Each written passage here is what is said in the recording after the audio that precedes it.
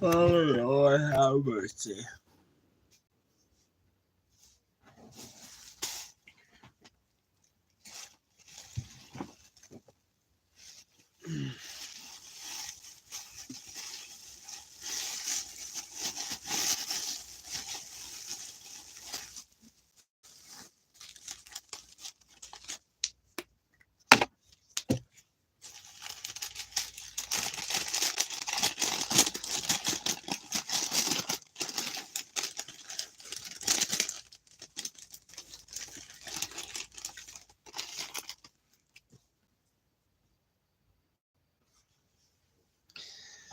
All right, now the proceedings can begin. Oh, no. Oh, God damn it. No. That sucks. God damn it. I left my fucking Bix in the house. Luckily, I've still got this thing. But who the fuck wants to light a regular-ass joint with a fucking... What is this thing? A grill lighter? What brand is it? It's so cheap it's not even branded. Okay.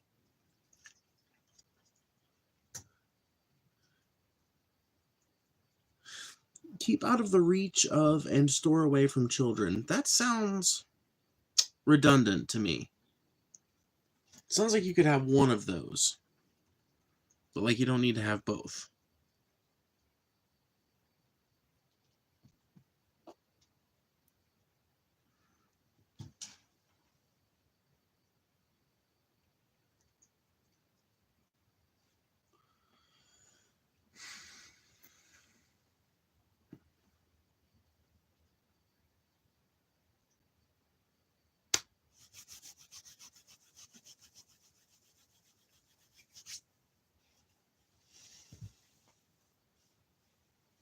Farewell, good fellows, your ways are not for me. Farewell, good fellows, your ways are not for me. Farewell, good fellows.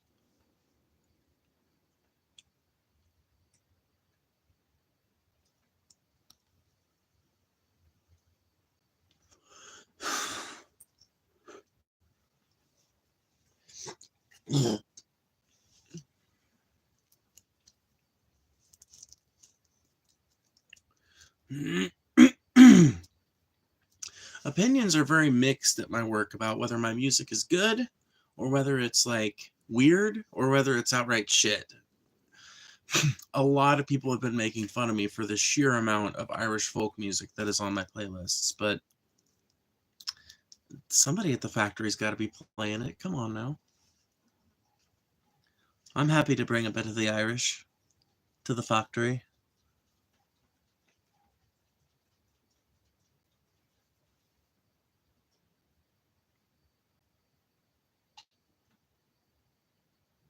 Word in the furk? What the fuck, girl or boy?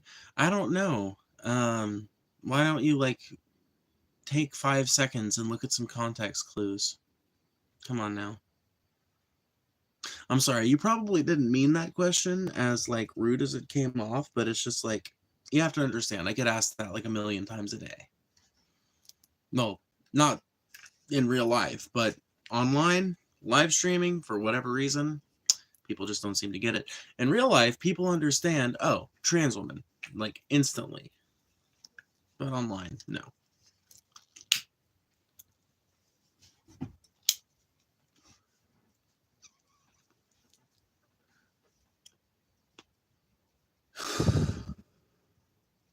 Yes, I know holding in the smoke doesn't do anything, okay? Alright, okay, I know. I know. Whatever floats your boat, I guess. I mean, would that we could all have that opinion, right? Wouldn't it be nice if everybody had that kind of opinion? Because ultimately, whether or not I think of myself as a woman or a man, that doesn't really affect your day, does it? You know? I have a trans cousin. Right on. So you're familiar with trans people then because you've got family connections to trans people. Look at that. That's what we call contact theory. That's being in close proximity to marginalized people can make someone that would be reticent to have a relationship with somebody in that group, can make them be more considerate of their interests and things like that. It just works out like that. Isn't that nice? Make sure you guys hit that like button, by the way. It really does help. Message retracted? Huh? Well, I can't read a retracted message as hard as I may try.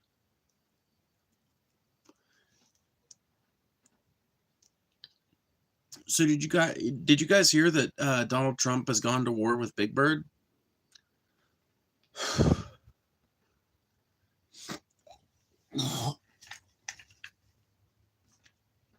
Anybody hear about that?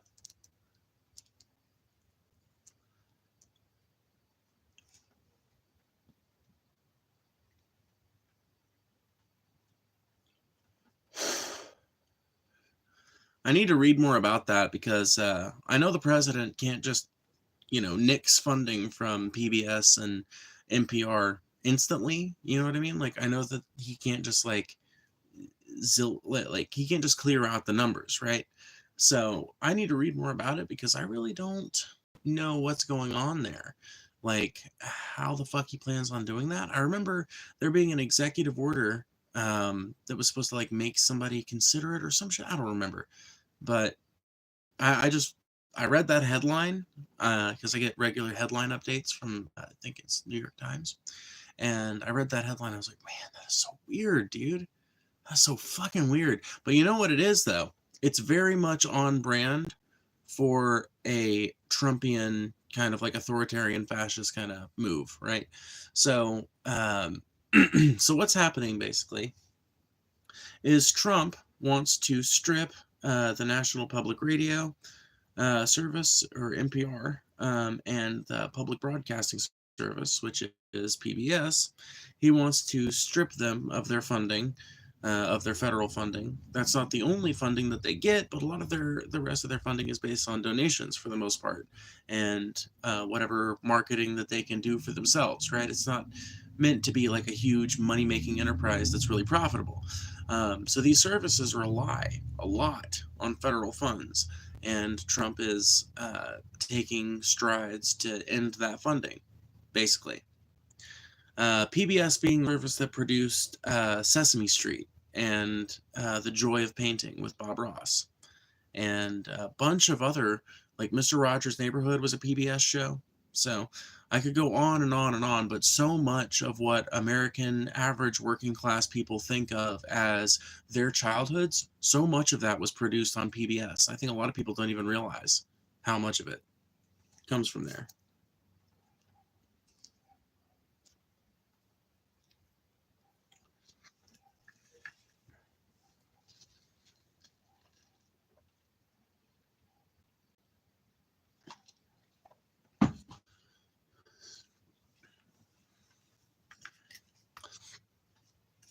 Now, the natural question after you hear something like that is, why would you want to do a thing like that?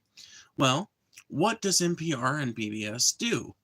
Ultimately, they are publicly accountable, taxpayer-funded entertainment venues that provide mostly educational content, and if not educational, then horizon expanding.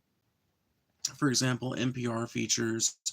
Um, don't you think NPR is biased left-leaning? I don't. I don't really think so.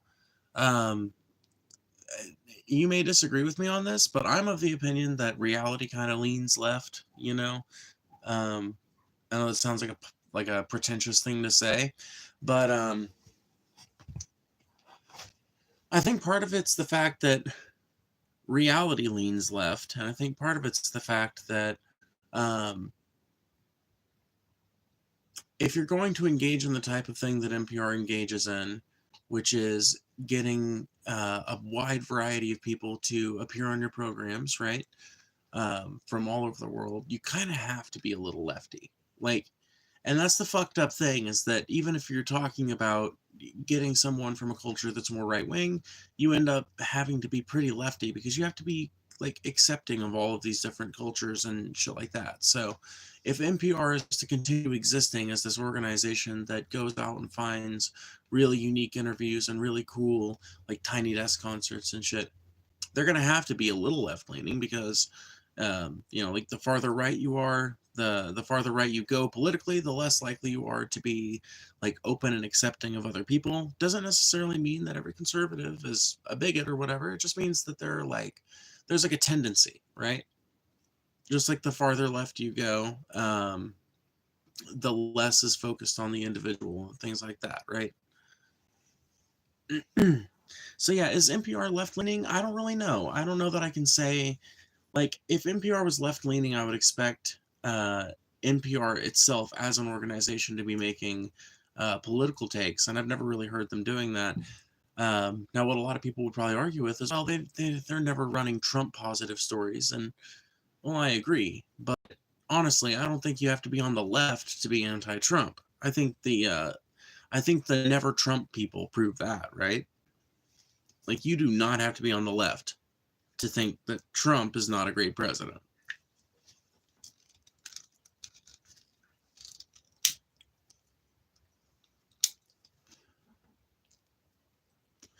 Nor, by the way, nor do you have to be on the right to think Biden was a bad president, which I do. I think we haven't had a good president since possibly the 60s, maybe? And even then, we're talking about a couple of mixed bags, right? But I think if you really want to go back to like a good president, you got to go back 30, 40, 50 years. If you want to go like just a passable president, like, okay, I don't feel like the world is ending, even though maybe it was, like Obama, right? He was fucking not demented at the very least, right? He didn't have dementia. He was capable on a stage. He was intelligent enough to, speak his mind and to get his opinions out there. And he had some policy ideas that I think were generally helpful to the American people.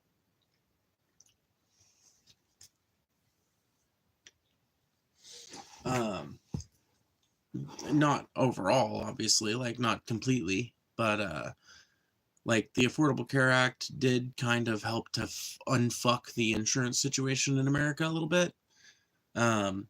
Helped to make that less of a hassle, but in a way it just added more hassle to some ends of it. So once again, mixed bag. But like, we've had basically 12 years of nothing but shit presidents, in my opinion. Well, not 12 years, but like 10 years. 9 years? I don't know. I'm bad at math. Damn, stream is dead tonight. What the fuck is going on, I wonder? Is it the title? Like, I really don't think there's anything wrong with the title. I don't know. It's just hard for me to imagine because I don't feel like I'm doing anything differently than I ever do them. Chat's pretty dead, but whatever. Probably just more of the universe attempting to just shove it in my face that today will not be a good day, no matter how much I want it to be. No matter how much I try to repair it, no matter how many steps I take.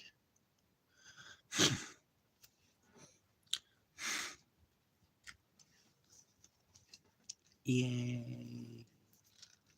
Why did it do that?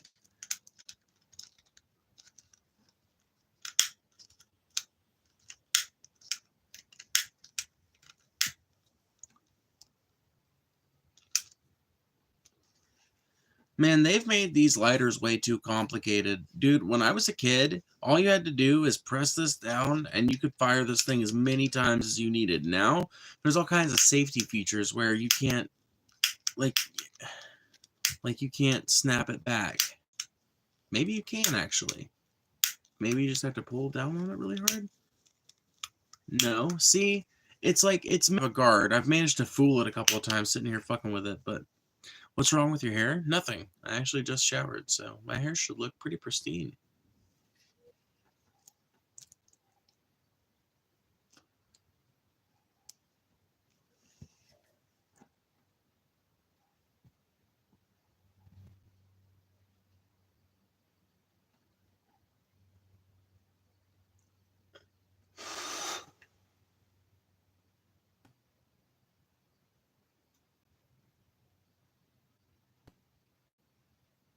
Is that rain I hear? I almost hear rain. Anybody hear that? No, you guys can't hear it for sure. If I can barely hear it, there's no way you guys can hear it. Somebody talk to me. I'm bored. Come on now.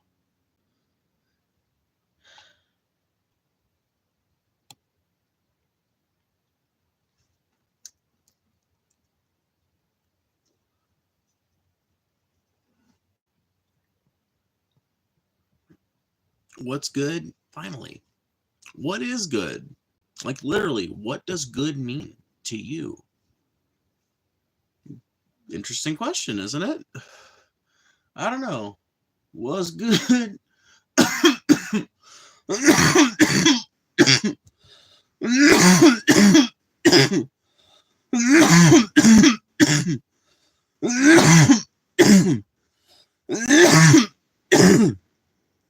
Don't worry.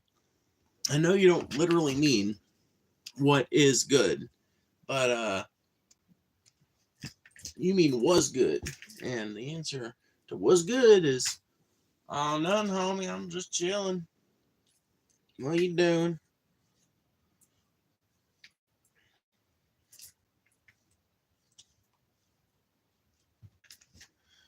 Or you can hit him with the, what's up, dog? How you doing? I'm hungover. This question is beyond me at the moment. We're doing things. You need a hair of the dog is what you need. No, don't do that. Don't listen to my advice. I'm a drunk. Okay, well, I'm not a drunk anymore, but I used to be a drunk, so don't listen to my advice. I was raised by a drunk. Okay, don't listen to me. I don't know what I'm talking about. Following my advice will take you further down the road of alcoholism. I don't have any more money for that. Damn. That's why you can never drink your whole stash, though. That's why, like, if you're binge drinking,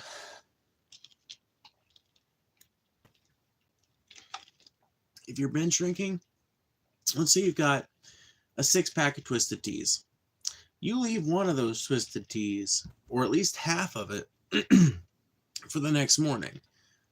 But honestly, you should just get you some Hair of the Dog vodka. You just need to get you some, like, get you a little bottle of vodka, nothing expensive, and right now you can't get it today. It's not going to fix it today, but for the future, there's 2 things you can do to help yourself out, put yourself in a better position next time. So number 1, you can go get yourself a little Hair of the Dog vodka bottle, just a tiny little bit, so that whenever you get this hangover, you drink that and it'll reawaken that process or whatever. I don't really know how it works. All I know is that it does work, so that'll fix your hangover right up. But I'll tell you what, there's something else you can do that'll prevent your hangover from ever happening. All a hangover is dehydration. Alcohol it's a diuretic, so it will make your body express liquids at a way faster rate. What's up, Casey? What's up? Make sure you guys like the stream. It really does help. Anyway, so alcohol being a diuretic will make your body release liquids way quicker, and that will lead to you having to use the bathroom a bunch during the night and probably sweating more during the night than you normally would. And then in the morning, you wake up with this horrible headache. But really, all that's happened is that your body went into this experience with this drug that has a side effect as a diuretic, and didn't give it enough excess water to digest in the process of processing that to make up for the water that was already in you that it was going to shed. Does that make sense?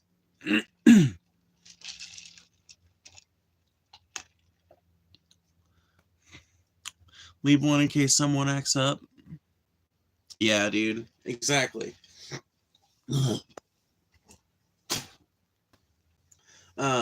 Dude, that Twisted Tea video might be the most epic thing that's ever happened. Can we all agree with that? Can we all agree that the Twisted Tea video, we all know which one it is. That Twisted Tea video is one of the best moments in human history. That was a lesson taught in real time, y'all. You don't believe me? Just go watch the video. Literally just search Twisted Tea video on YouTube. It'll be the first result.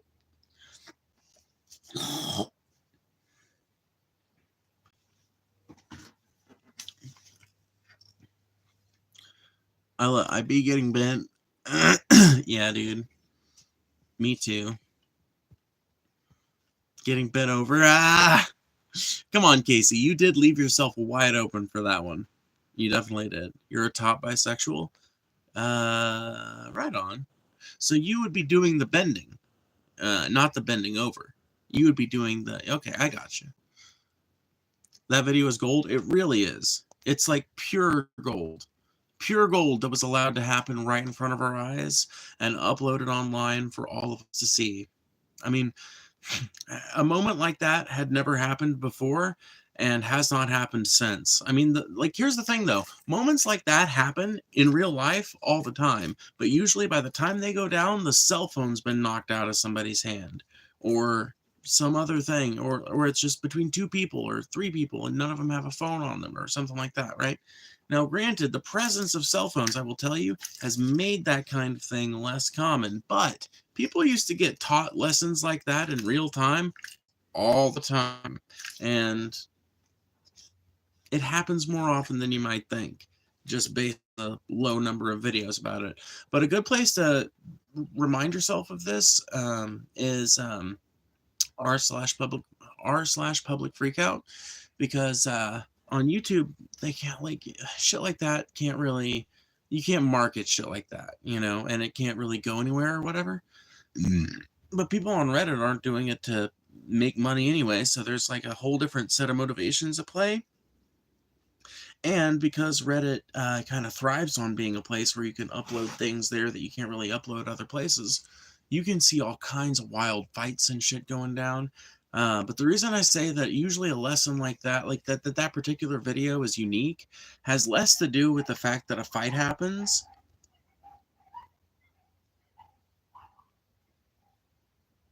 That was weird.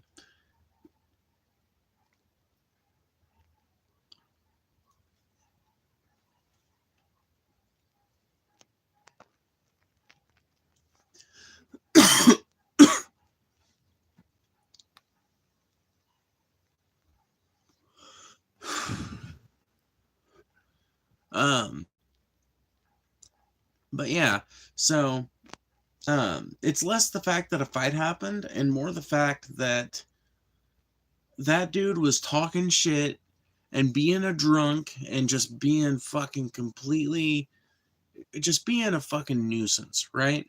And most people would have encountered that and been like, fuck this. Oh, what's up, Frey? Thank you. Bribe. You got it. I actually already planned to sit down and reply to all my DMs later tonight anyway. So that is a good reminder. I love a reminder that comes with money.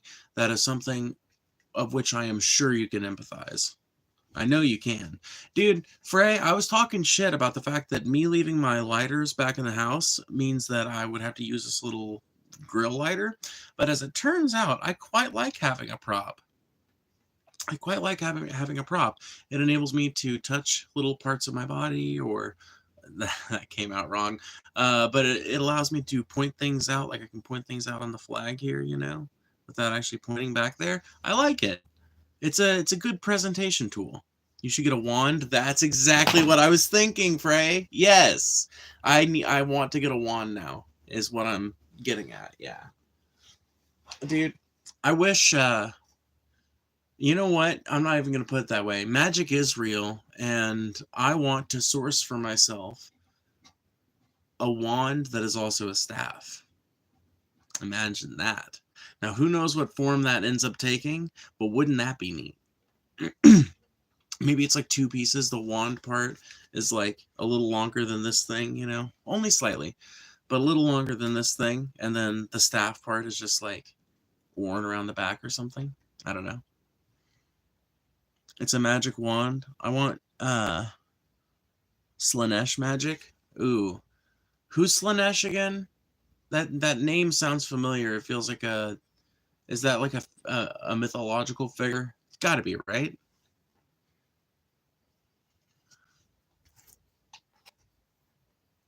I am become Waffle House, destroyer of assholes. Yeah, dude. Waffle House videos are pretty insane as well. Um, because Waffle House videos are full of just a kind of experience you really can't describe. You have to show somebody a video of it. I mean, you can describe it. That's a hyperbolization, but um, like human beings are at their realest at a Waffle House. I don't know what the fuck it is about that environment that puts people in that mindset, but you might be pretentious the first couple of times you go into a Waffle House, but by the third or fourth time you sit down in there, you're chatting it up and bullshitting with the cooks and the waitresses. You're cussing back and forth with them. Um, it starts to feel like your living room a little bit. You can't light up a joint in there most hours of the day around some cruise. I'm not saying you can't do whatever. Anyway, normally you can't light up a joint in there, but that's about the only difference. It's a Warhammer thing. It's a Warhammer thing. It's a Warhammer thing. What's a Warhammer thing? Oh, what's up? Oh, I just noticed. Holy shit. You have an additional badge, which means Frey has signed up for our memberships. That's so cool. That is actually super duper neat. Thank you for that. I actually have read one of your DMs, by the way, Frey, and it has well, I'll put it this way. You know that you've watched Good Will Hunting, right? I feel like I've heard you talk about that movie before.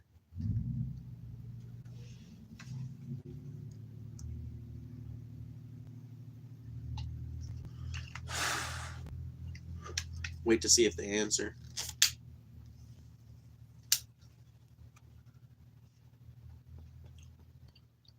Yeah, only channel I've joined the membership. Aww. That made my whole day. Not even kidding. That just made my whole day. I'm hot shit, y'all. Dude, Frey, if you haven't seen any of my recent live streams, you should check out the one from yesterday or the day before, because I be looking hot.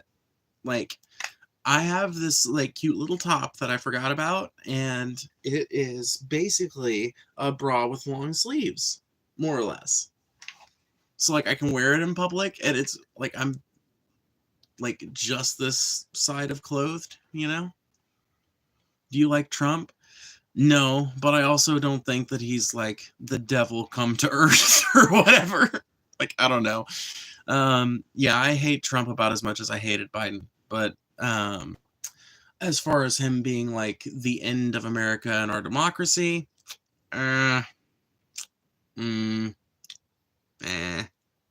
probably not. Would that this dumb motherfucking country could be destroyed that easily, but I don't think it's that easy. Dude, if it was as easy as electing the right dumb fuck, don't you think it would have happened by now?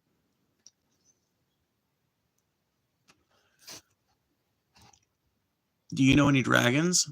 I know this one, but I hate to say his name because I always feel like I've told the dude he needs to change his name because it's not it.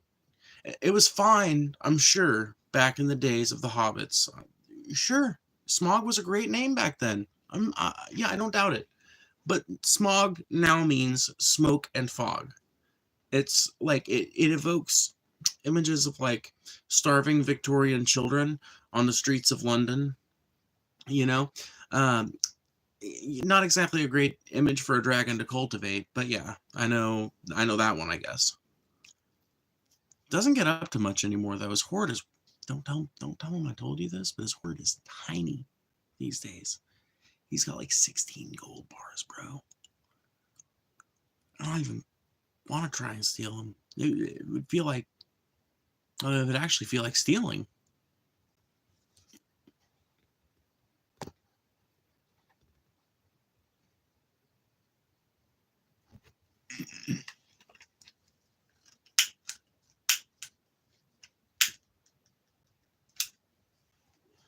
I was about to sing to this motherfucking lighter. I was about to be like, don't stop me now. Don't stop me, 'cause we're having such a good time, having such a good time. Shooting stars running through the night. I don't remember the words. I'm not even going to pretend that I remember the words. Smoking is bad? Really? Oh my god, bro. Holy shit. Whoa. Wait a minute. Holy shit, dude. What the fuck? Why don't they put anything on this thing? Why don't they put anything on here like why don't they put anything on here like these products and statements have not been evaluated by the FDA and are not intended to diagnose, treat, or cure any disease. Do not consume this product if pregnant or nursing. Consult a doctor before consuming this product. Do not consume heavy machinery after consuming the product. Consuming this product may result in a failed drug test. Holy shit, bro! Wait a minute. They do put a disclaimer. So it looks like you're a fucking moron, huh? Who just assumed that a grown adult was too stupid to read her own package of smokes. What an unimpressive performance on your part, my friend. What type of creature are you? I am a mystery to the gods and a nuisance to man.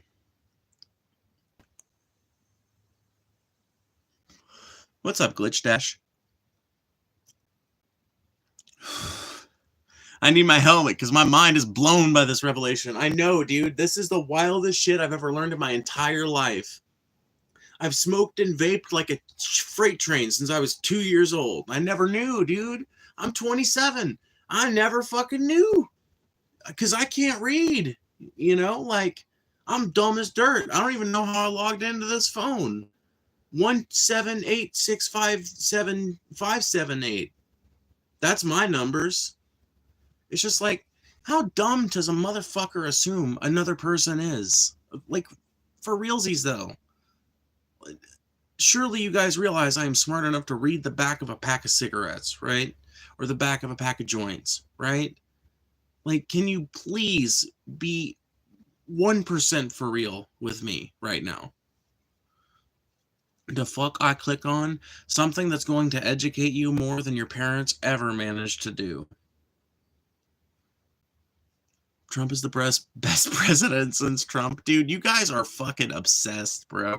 This is the wild thing, dude.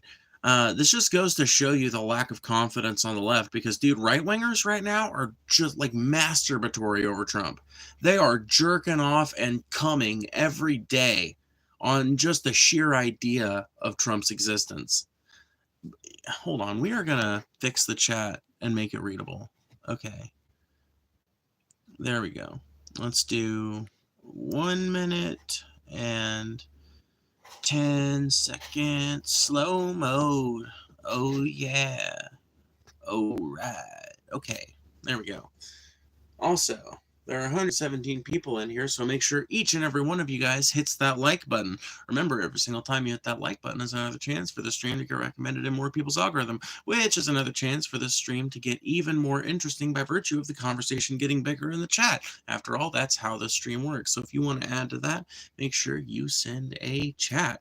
And if anybody wants to sign up for the memberships that we've recently launched, once we have like 10 or 20 members that regularly hang out, I'm going to start doing members only chats. And that will be a great way to,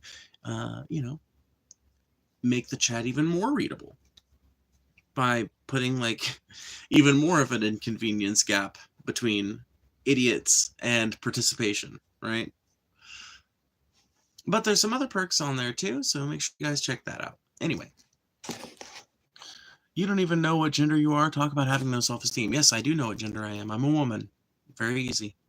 There you go. Simple as that. Wasn't that easy? That was literally like 7 syllables. I can hardly think of something so easy. I like your shirt.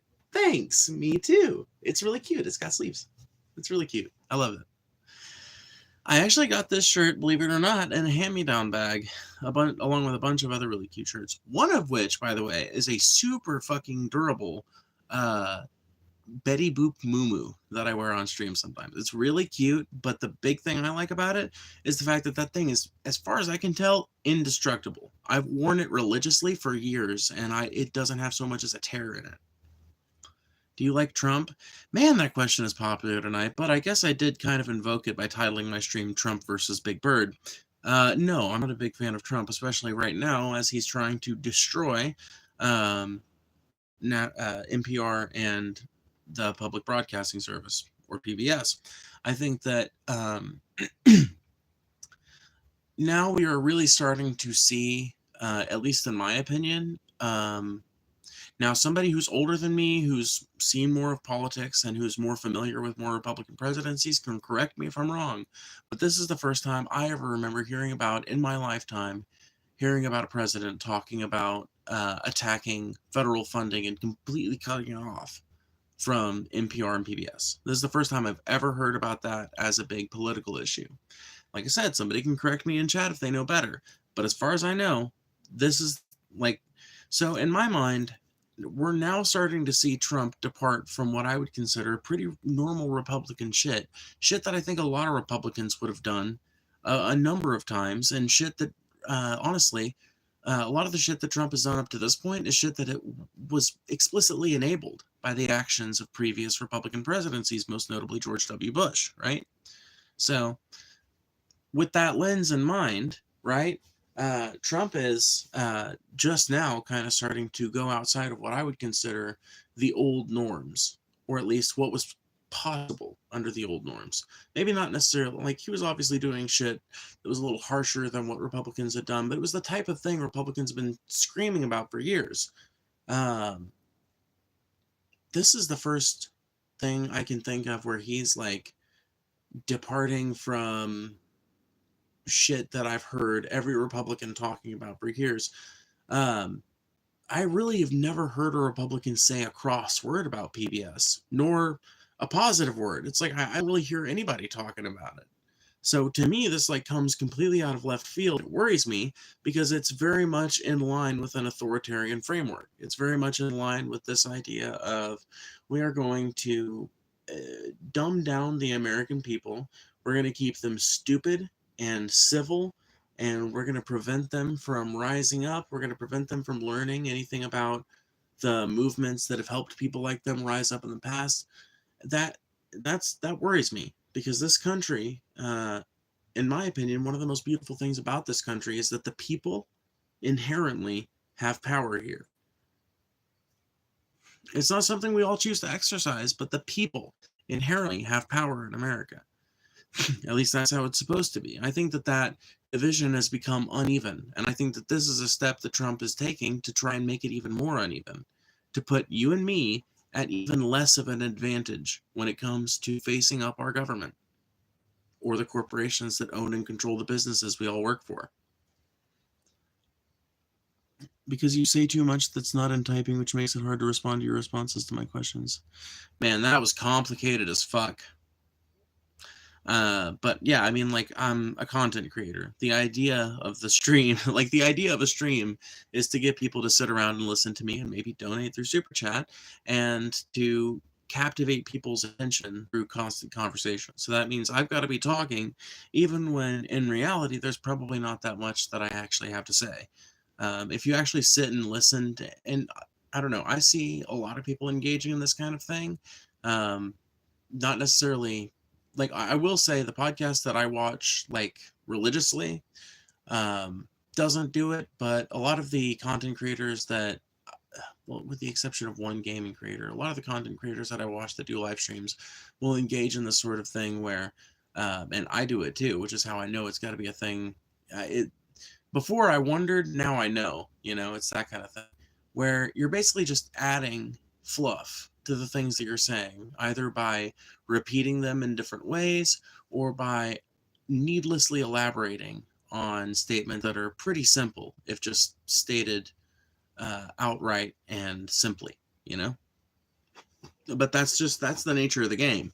I can't help that I have to captivate people's attention through the use of constant language and constant conversation in order to keep people captivated on this content, Like, I can't help that that's how human psychology works.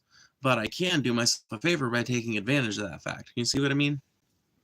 Ever since Obama picked up the Smith-Bunt Act and NPR and PBS started pushing an agenda, instead of being neutral, both NPR and PBS have been continuously put up to stop funding because it's now political. I don't know. You say that, but this is literally the first time I've ever heard its funding being attacked. Maybe it's happened previously, but if it did, it slipped right under my radar. So, but I don't know anything about the Smith-Bunt Act, so I sadly can't take your word for it because obviously you're just a random person in the stream, but it is something I'll try and remember to look up later.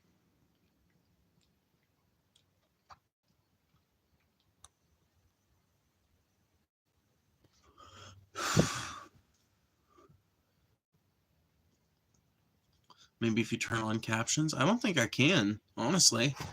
I don't think I'm able to. I don't think live streams can do captions.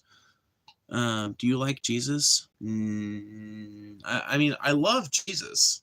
I just don't like his followers very much because his followers are so unlike him. You know, it's one of those weird things. It's like Gandhi said, I like your Christ. I don't like your Christians.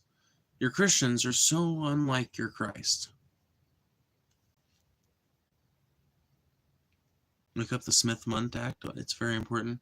I'll look it up, but don't necessarily expect. Well, I can't look it up right now, number one, because I'm streaming on the only thing I'd be able to look it up on. But I'll look it up later, but don't expect the next time you pop in on the stream to hear me like suddenly singing a different tune politically, because people can have very different perceptions of the same legislation. And people can have reasons for finding what you find reprehensible completely acceptable. And you can have reasons for thinking things that I find completely reasonable, completely reprehensible. You see how that works? So, just fair warning you. Like, there are some things that we can universally agree were probably bad ideas. Like, we all agree that it was a bad idea to house Japanese people in internment camps, right? Right? Can we all agree that that was a bad idea? Can we all agree that that was a sour time in American history? If so, then we've got a basis of morality to work off of, right? It used to be illegal for news outlets to lie to the American people. People still think it's illegal to lie, but now it's not. Oh my God, but if you think that just NPR and PBS are lying to people, number one, I don't think they are. And a lot of the programming that people really treasure from PBS is from before then. So, like a lot of the content, like I watch The Joy of Painting to fall asleep every night. You know, like, is Bob Ross lying to me about the kind of paints he uses or something? You know, I mean, it's just like, but what I will say is if that's the act that legalized bullshitting to the American people, and not having to give a disclaimer about it, and not having to stay, like, if that's the act that allowed, because I'm not one of those Americans that thinks it's illegal for news outlets to lie to the American people. I know for a fact that it has to be legal for them to, because I see them doing it all the time. So, stands to reason if it wasn't fucking legal, we'd be seeing some fines issued or something at least, right? In your overall assessment of the quality of life you lead, have your socio-political views and identity been a challenge or a benefit? I don't really think they've come into play all that much. If anything, it's been a benefit, I would say. If anything, I would say that in general, but I think that, here's the thing, I don't really think it's my identity or any of that. I think it's me being a confident and charismatic person more than anything. Because, you know, as soon as I said that, I thought, well, you know what? There are right-wing people who are completely different from me, live completely different lives, and are clearly benefited from their beliefs and their views. And I think a lot of it's got less to do with the things they actually believe and more to do with their ability to schmooze people on the basis of that, if that makes sense. Sounds horrible, but, you know, I think that's more at play than the beliefs themselves. Although, there are things about, in my opinion, there are things about trying to live as close to an anarchistic life as you can. Things about being kind of a third wave feminist. There are things about the beliefs that I have that I do think lead to more constructive relationships, lead to more productive relationships and happier relationships with friends, family, coworkers, etc. I do think leftism tends to be more conducive to human beings as social animals. So in that way, maybe it helps me too. But I don't know. I think it'd be hard to quantify that, you know? What's up, Merrick? I have a somewhat secular argument for why women shouldn't vote. Want to hear it? You know what, Yetter? Actually, I do. You gotta give me this one, because as a woman, I like my vote. Thanks very much. Like, what the fuck? And I love how you distinguished it from a non-secular argument. Like, there's some religious argument for why women shouldn't be allowed to vote. It's like, I guess there are, but it's just misogyny by association. There's nothing directly in the Bible that's direct. There's nothing like in the Bible that's directly against women voting. I was about to say, is he including trans? And unless specifically includes unless someone specifically excludes trans people, you should always assume that they are including them, because like, trans woman is not like it's not like its own distinct category, you know? Like, trans is just like an adjective, you know? It's like black women are not like a different subset of humanity from white women or trans women or black trans women. You know what I mean? Whatever.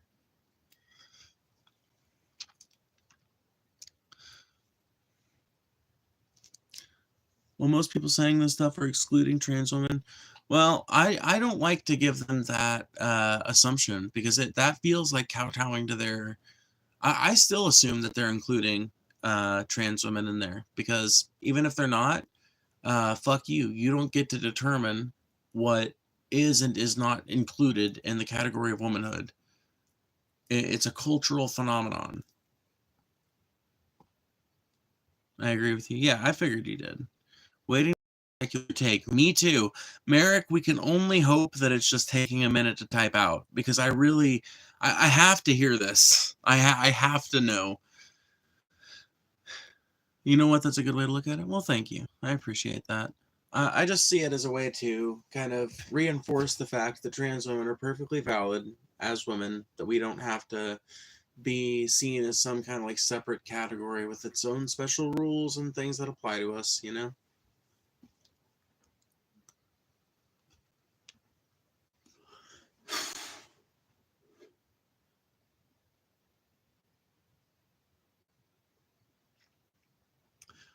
Well, we're kids building models of a world that we might want to live in.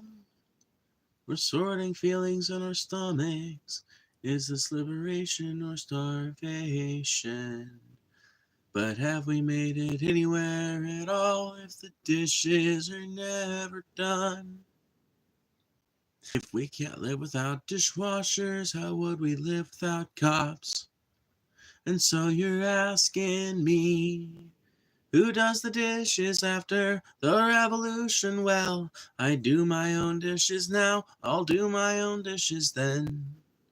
You know it's always the ones who don't that ask that fucking question. Well, I don't believe in God, but I'm also not an atheist, because the universe is chaos, and chaos plays favorites. And you know, lately I've been thinking about how I love Jesus, because Jesus, he was a dirty homeless hippie peace activist, and he said, drop out and find God to anybody who would listen.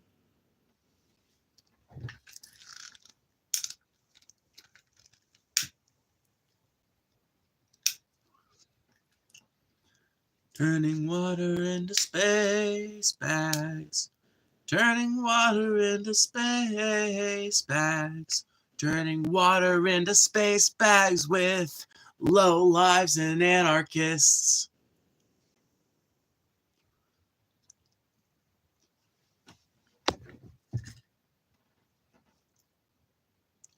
My dog likes your singing. Aw, dogs love my singing. I'll tell you that much. Dogs, babies, people in general, they love my singing. So what about matriarchal societies? Hold on. Let's see here. Voting should align with responsibility. Since men are expected to enforce laws, lead families, and fight in war, it makes sense that they also bear the weight of political decision making. Well, I can just defeat that by the sheer overrepresentation of women in the workforce. So I work at a factory, Yetter, and I work in the type of factory that if I asked you, Yetter, well, let me just put it this way. I can make it vague enough. I work in a factory that works, we remanufacture engine components, basically. Do you think I work with mostly men, or do you think I work with mostly women?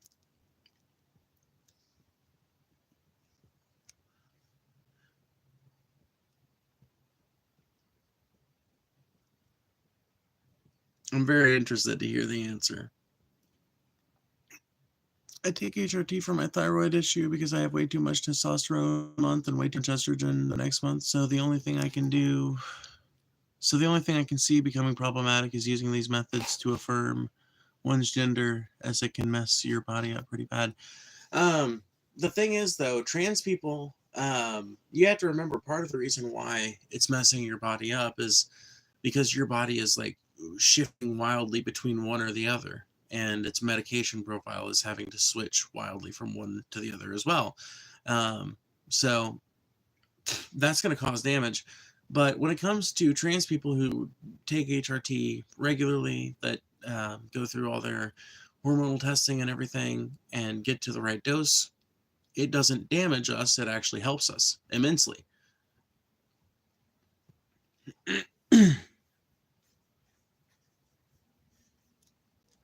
I'll tell you this much. I've known several trans men who looked about 20 years younger after they transitioned.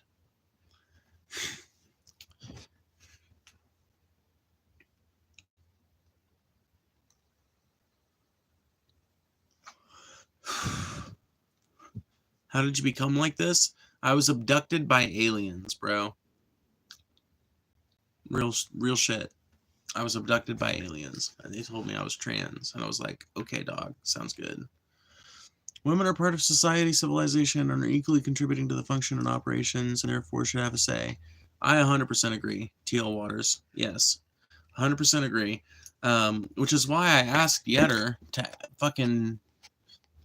I asked Yetter minutes ago, and they still haven't answered. I asked Yetter if they would guess.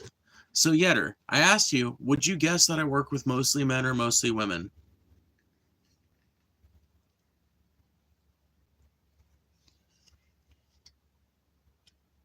Why is it a problem to answer that? Do what? Why is it a problem to answer what? What? What are you talking about? Do you feel trans people should be allowed to compete in women's sports? I think that there should be a co-ed league. Someone gave me that solution in chat, and it's my new fucking one-size-fits-all solution. Co-ed leagues. Men's, women's, co-ed. There you go. Fix the problem. Can we all agree to that, please? Can we get the fuck over the stupid issue that's distracting us from the fact that people like Donald Trump and his billionaire buddies are robbing us of billions in labor value every year? Can we move on to topics like that, please? Pretty please. I would love it if this country could get over its fucking obsession with trans people and Mexicans and start talking about the real fucking problem, which is people like Donald Trump and his billionaire buddies, meaning the left-wing billionaires, the supposedly left-wing billionaires. I don't think a truly left-wing billionaire could exist. I think they would donate all their money before they ever got to that point. But the more socially liberal billionaires to the horrible far-right fucking billionaires, doesn't matter. They're all poison. They are all scum. They are all the reason why your fucking wages have remained stagnant for the last 30 years. Why the people who run your company make more and more every year, millions more every year, and why you make maybe $1 more every year if you're really lucky. That's why the cost of living goes up 20% when your wages go up 5%. They are why. Not Jews, not trans people, not Mexicans, not black people. It's the people who own and control the businesses we all work for. Trans people look shocking, though. It's hard not to look. I mean, we really don't look all that shocking, honestly. Like, look at Kim Petras. Like, she's shocking, but, like, shockingly beautiful. Like, I might be a little weird looking, but, you know, I've always been a little weird looking. I didn't have to be trans to do that. I mean, there are old videos on my channel from before I came out, and you can go see what I looked like as a dude, you know? So I was pretty weird looking.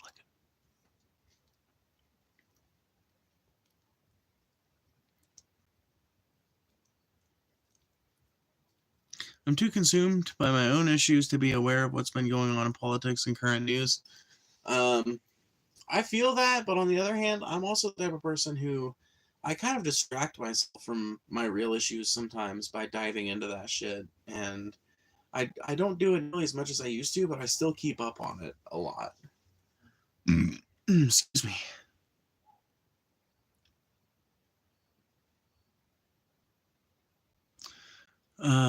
No, it's a different kind of shock factor. I feel some people thrive off shocking others, not necessarily you. I mean, yeah, I don't really, like, I'm not going to say I never do anything for shock value. I do think that there's value to it, and I like engaging in it sometimes. I definitely think that there's appeal to that, but I don't feel like that's like the operative thing behind my daily decision making, you know?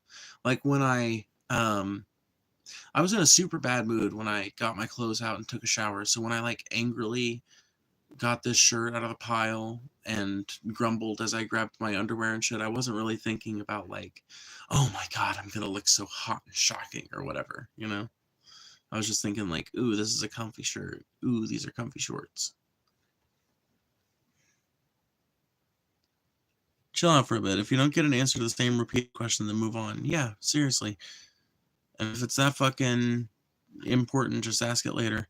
Women in the workforce doesn't change that men traditionally bear more societal responsibilities, enforcing laws, leading families, and fighting wars. These roles justify their primary role in voting. No, they don't.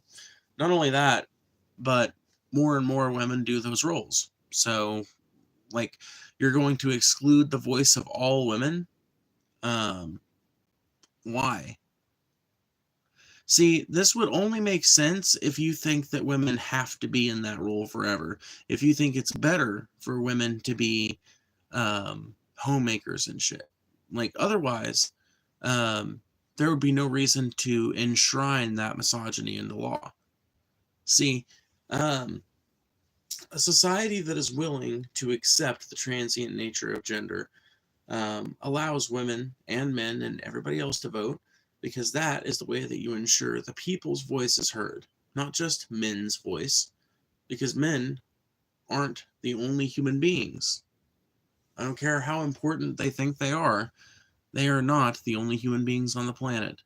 And the direction of the entire planet should not be controlled merely by them. I would argue this even if women weren't in the workforce widely. But the question you refuse to fucking answer, the answer is you would probably assume I work with mostly men, but I work with 2 men and 6 women in the factory I work in. I would say the hiring there is about 50-50, maybe even like 60-40, honestly.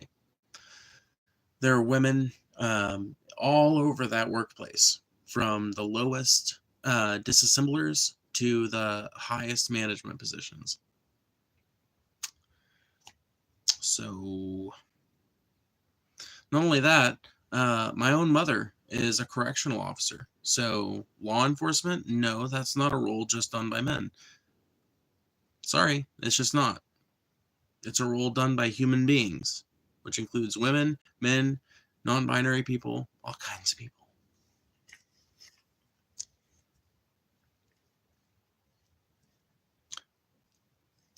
2% of women in the military are in active combat. That doesn't change a thing.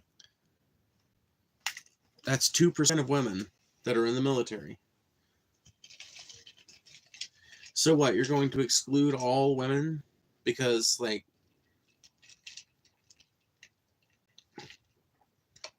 So, like, what? Do you,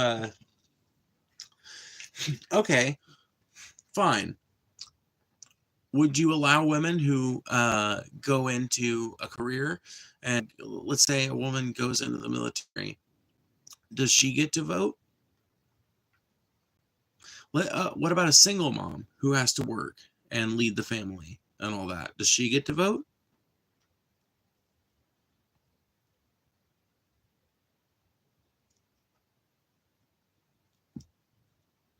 How much do they pay you to do this goofy shit?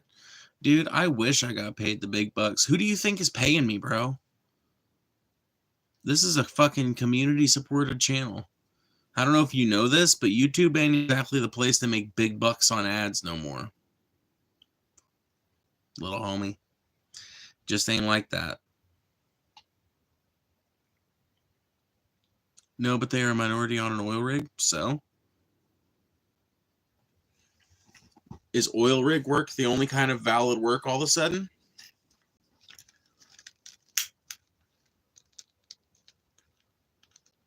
How many women do you think work on oil rigs? How many human beings in general do you think work on fucking oil rigs? What do oil rigs have to do with this conversation?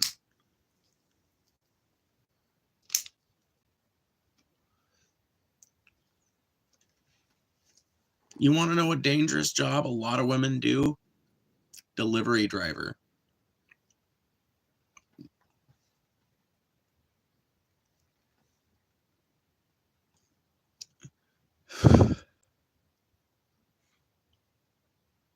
What jobs can't men do that women do?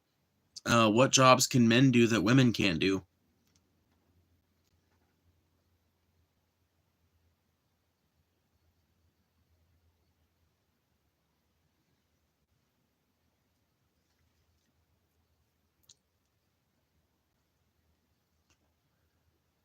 You come across as a smug lib that doesn't accept basic facts. You come across as a smug prick that wants to have a fucking one-way conversation with themselves.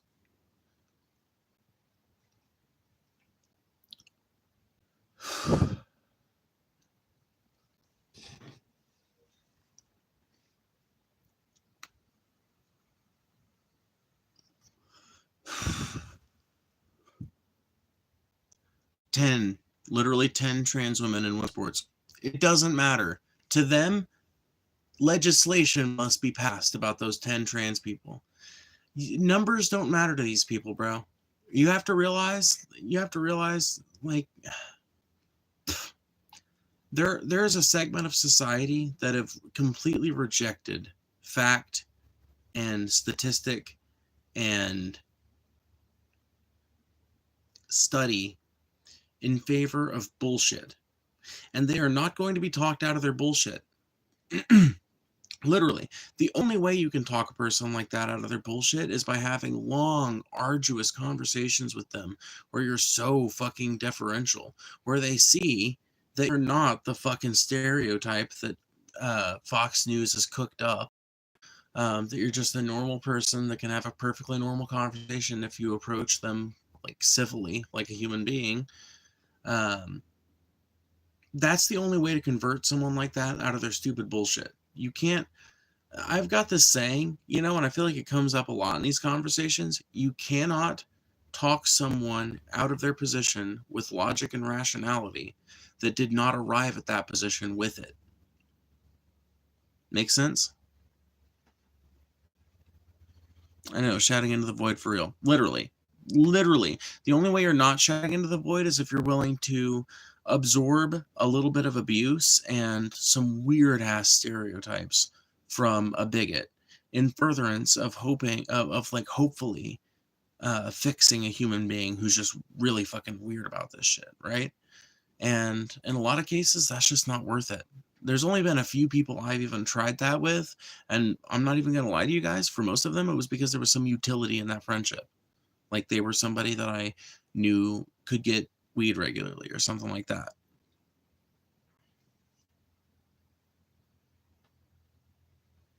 I'm a progressive, and people like you ruined the Democratic Party.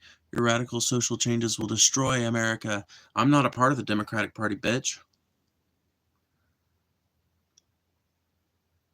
You fucking right-wingers disguised in blue ties are what's wrong with the fucking American left, bitch. Social conservatives. Conservatives in every other fucking way. Conservatives in every way that doesn't matter.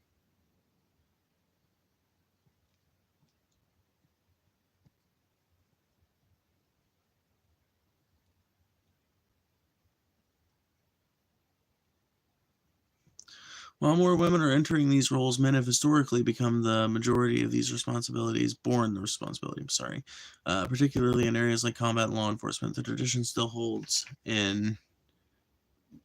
No, it really doesn't. You have not justified why 50% of the population should rule over the other 50% politically. Period. Let's take the whole jobs conversation out of it.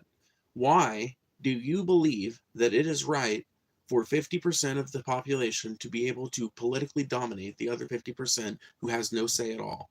How is that fair? Why is that fair?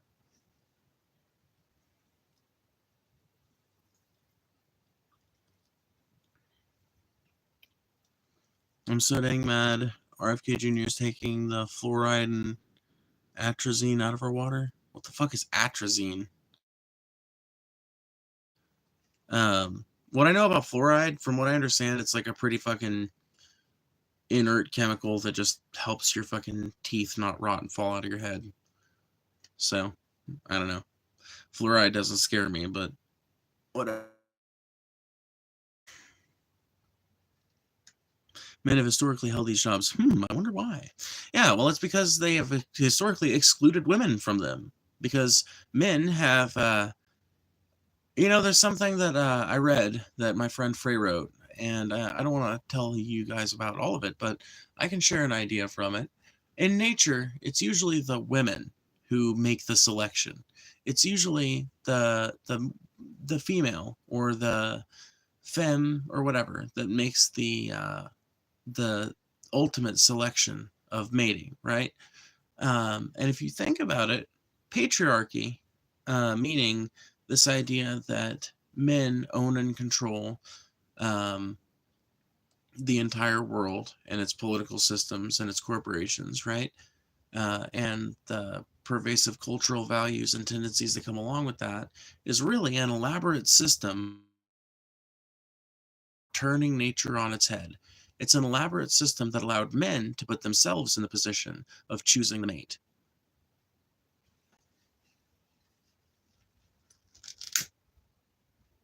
And that has led to some really fucking weird opinions.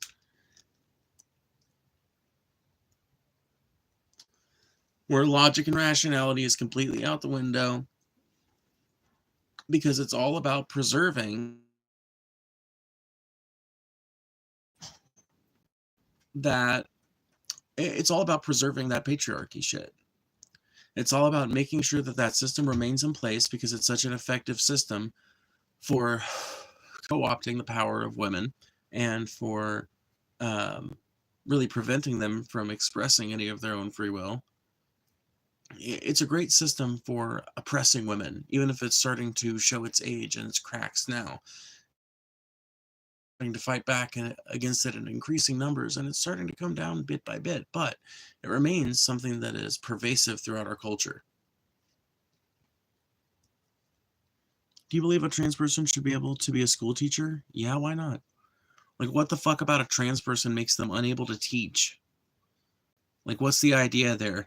That because a kid has a trans teacher, that's going to make them trans? Really? You realize trans people make up like 0.03% of the population? The fairness lies in responsibility, not domination. Yeah, but domination would be the result, so contend with that. Historically, men have borne more societal burdens. I've heard your argument before. You've given it a million times. so it makes sense they have a heavier influence of political. No, it doesn't. No, those two conclusions do not naturally lead to one another. Just because they have a more dangerous role in society, and besides that, men consider those burdens more important because men do them. You know what burdens women have historically borne throughout society? Let's just talk about what burdens women have been expected to bear throughout society. Childbirth. Number one, childbirth.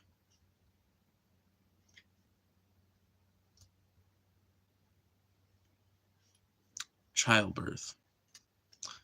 That's just obvious one, right? Next thing, cooking, cleaning, maintaining of the household, camp, hut, whatever it is, clothes making, cobbling, shoemaking, gardening, farming. So basically, keeping you fed, keeping you clothed, keeping you housed, keeping your farms growing, raising your children, bearing your children. Does that not entitle them voice in the conversation? I think the reason you'll say it doesn't is because you're not a woman and you don't see those as being important enough, right? Because you don't do them, right? And really, ultimately, it doesn't come down to the fact that you're not a woman. It comes down to the fact that you don't have enough human empathy to see how 50% of the human population is obviously not just sitting around doing nothing.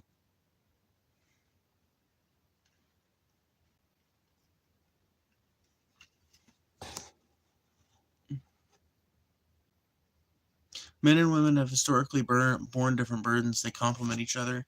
But the idea that I object to is that men's burdens are more important, or that they've borne more of the societal burdens. No, that's not true. I would say that the division of labor between men and women has been pretty even-handed throughout society, and frankly, in a lot of segments of society, a lot of segments of history, women and men did pretty similar shit. And if anything, women had more responsibilities heaped on them. After all, the average peasant farmer was never expected to go to war. They might eventually have to be called up, but there were plenty of eras where peasants went through their entire lives, never got called up to war, right? So, but like that's the only additional responsibility that the man has on him in a peasant society like what we associate with medieval England, that isn't just the same shit that his wife has to do, which is tending the fields, taking care of the household, like doing whatever farm work needs to be done, right? Or whatever work for the shop needs to be done, if it's a blacksmith we're talking about or somebody like that. But you get the idea. In a lot of societies, women and men have filled different roles, but not so different as to be completely mutually unintelligible. And the society as it exists today proves that that's not the only valid social arrangement. Like, you can't just declare by fiat that women should be homemakers and that men should be hard workers or whatever. You can't just declare that by fiat and say that that's right because you say it so. Because you say so. And it's also not exactly a great argument to just say, well, that's the way we've always done it. Yeah, well, for thousands of years, we didn't have air conditioning either. Do you want to get rid of that too?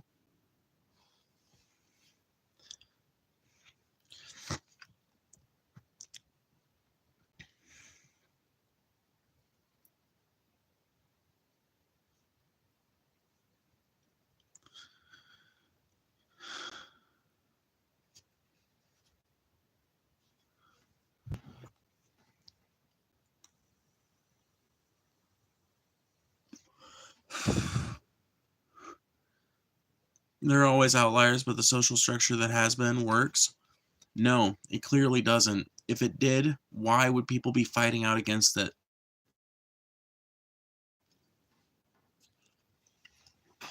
If it worked, then why? If it worked so well, then why did women protest against it? If it worked so well, why have women marched against it? If it worked so well, why have the last 100 years been filled with nothing but those roles altering? What are you going to blame it all on some like Jewish cabal or something? Because unless you're going to argue that it was some dark and shadowy influence from on high, you really ain't got shit for me. Because I'm just going to tell you that that's just the evolution of fucking society, my bro. My G.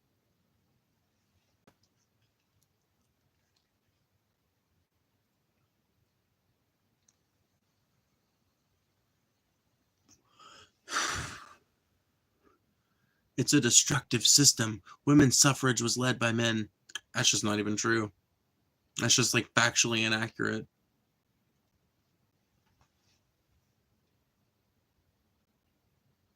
Man, men will claim credit for every goddamn thing. Just say you're a chauvinist and move on. You'd feel a lot better. Trust me. Just say you're a chauvinist and move on. Just say women should be barefoot and pregnant in the kitchen. See, you don't want to put it like that because it sounds so unendearing. You don't want to put your fucking beliefs as they actually are. See, that's the difference between me and you. I'm willing to come out here and tell you directly what I think. You want to hide it behind all this critical theory and praxis bullshit. You want to hide it behind all of this, like, high-minded fucking 50-cent college word bullshit. You don't want to come out and just say what you actually believe.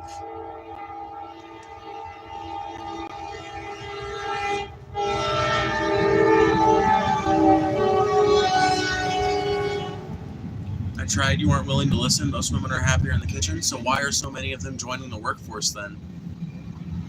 Why are so many of them seeking college? Why are so many of them not doing that? And why have they been not doing that for years and years? Not just here in America, but all over the world.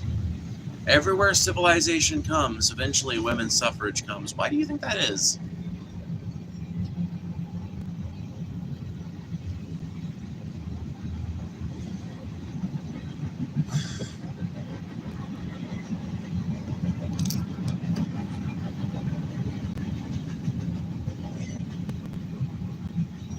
What's your thoughts on religion? An outdated way of managing human social relationships that needs to away with.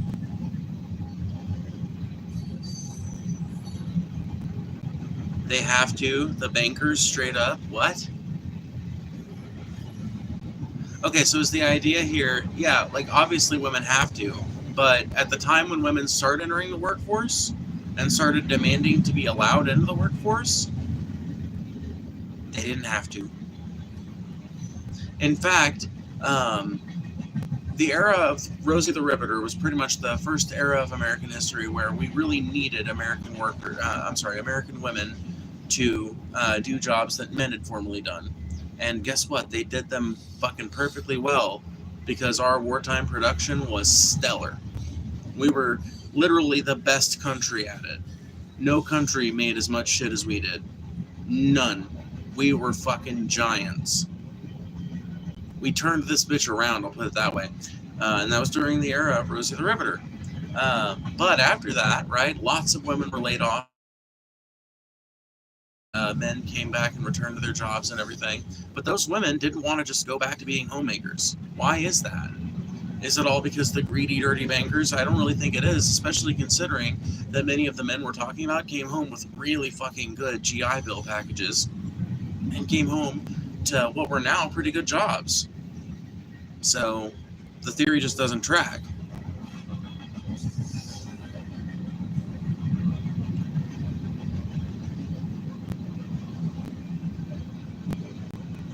Oh my god, get out of here. I ain't gonna have no Nazi shit in here. Fuck you.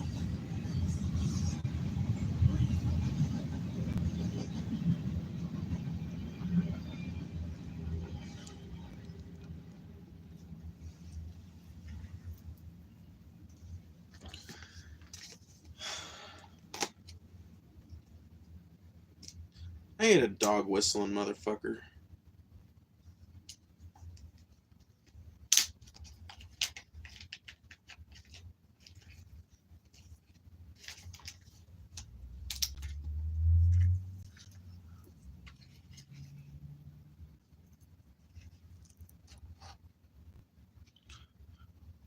Let's see here.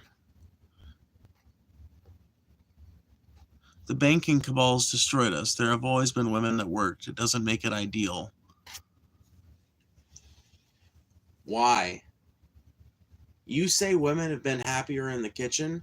I give you nothing but examples of women being perfectly happy outside the kitchen. And I can provide you with endless examples of men having to force their women into the kitchen. If women just love to be in the kitchen barefoot and pregnant, then why? Why the fuck are so few of them choosing to do it? When ostensibly, like, there's never been more wealthy, single, charismatic dudes that would love to give a woman that life. So the dearth of them. They've got the option. Seeking arrangements exists. So what's with the fucking... There's a discrepancy here nobody can account for. Well, nobody but me. Nobody in this conversation anyway. I can account for the difference. I can account for the reason. It's because women don't want to be slaves to men. It's because women, like, most women don't see their perfect life being some fucking servile, some kind of like demure servile thing for another human being to use and abuse for their entire life. Like, that's just not most women's idea of a good time. Sorry.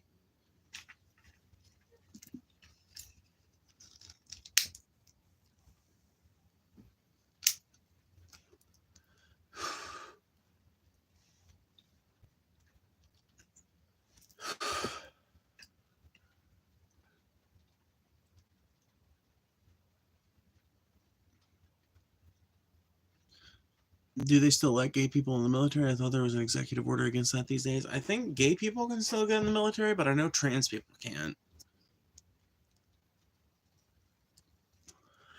No, women are just now slaves to the wage. Yeah, just like men are. What you should be fighting is capitalism. See, I love that, dude. Gender chauvinists using the language of anti-capitalism when it comes to the gender conversation. But if you bring up the fact that everybody is enslaved in that same way, and that the former slavery of women through contractual arrangements of marriage that were strictly enforced on anyone who wanted to cohabitate with someone else and fuck them regularly, that sort of like marital slavery was just an extension, really, and a worsening of the slavery condition imposed upon the worker in days gone by.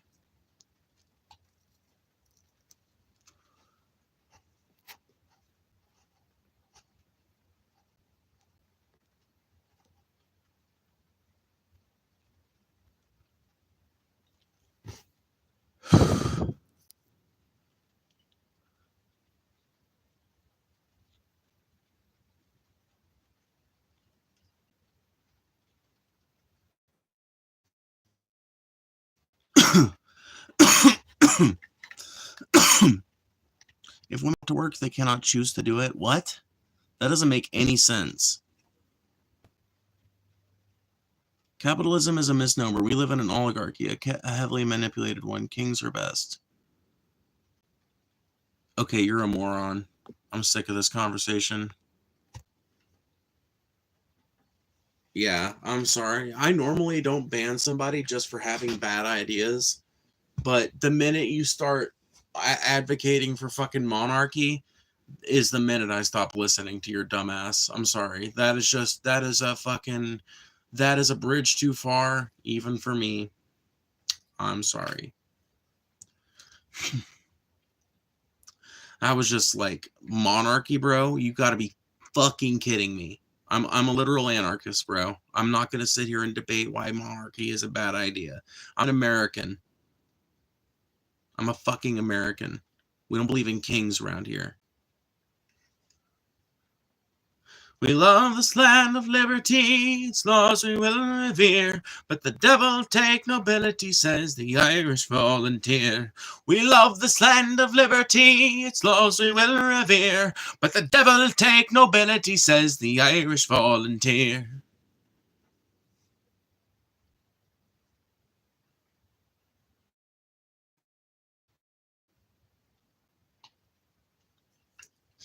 Scientists consider us closer in behavior to chimpanzees, even though genetic closeness is equal. Do they? I feel like that's not as established as you're trying to make it out to be. Oh, that was a cool song. My name is Tom MacDonald, I'm a native of the isle. Was born among old Erin's bogs and left when but a child. My father fought in '98 for liberty so dear, and fell upon old Vinegar Hill as an Irish volunteer. So here's the break, so raise the harp and march away.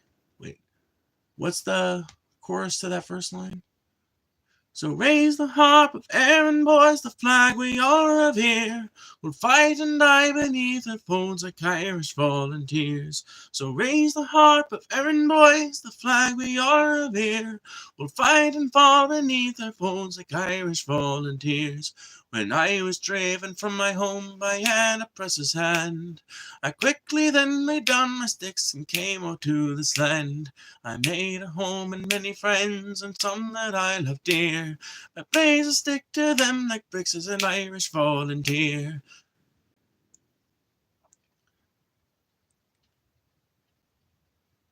Because I wish I knew more of that song. I do know another verse though.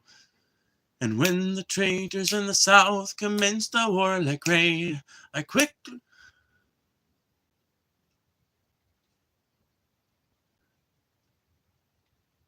then laid down my sticks and to the devil went my spade. To recruiting office then I went, that happened to be near, and joined the good old 69th as an Irish volunteer. So fill the ranks and march away, no traitors do we fear. We'll drive them all to blazes, says the Irish volunteer. Now fill the ranks and march away, no traitors do we fear. Fuck it, you get the idea. May Allah save you, follow Islam? No. I'm actually an apostate, so don't kill me, please.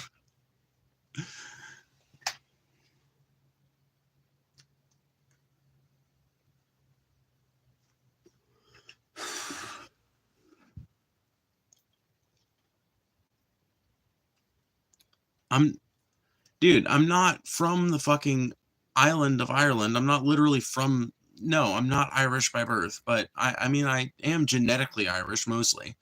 I'm like 70% Irish or something, but you know, that's not what people mean when they say, oh, that person's Irish, you know, like, no, I was not raised in Ireland. I have a little bit of Irish ancestry, but that's it. Well, not a little bit. I mean, you know, it's mostly, but hey, who's counting? Not the joint. Have you found much success dating since you started well, I don't cross-dress. I'm a trans woman, so, well, you got, well, I'll still answer the question. I've had plenty of success dating before I was trans, since coming out as trans. It didn't really affect my dating life much. There was a time when I was single, but that was pretty much self-enforced. I really didn't want to be on the hook for a relationship for a few years. I was living on the road, and when I wasn't living on the road, I was like living in a place I knew I would be temporarily to overwinter. So, you know, not only that, but it was just like a time in my life where I'd had a bad breakup and then a bunch of hookups. And then I was like, you know,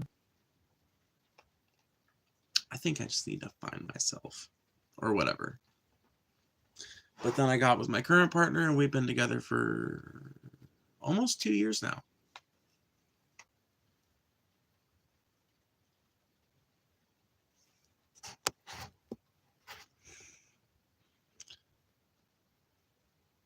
Since you love democracy, what do you think about the Democratic primaries when you didn't get to vote for Kamala? They just installed her. Oh, I hate that.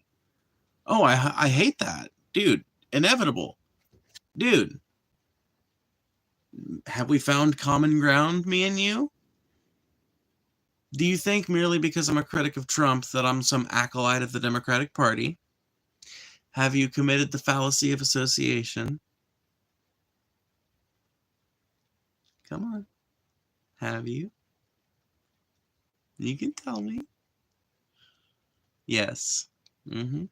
There you go. Well, thank you for admitting it. So, I hate the fact, and you can, if you don't believe me, you can go back to some of my other streams, or Merrick can back me up in the chat. I have railed since, uh, since I started streaming, I've been railing against Kamala being installed as the Democratic nominee.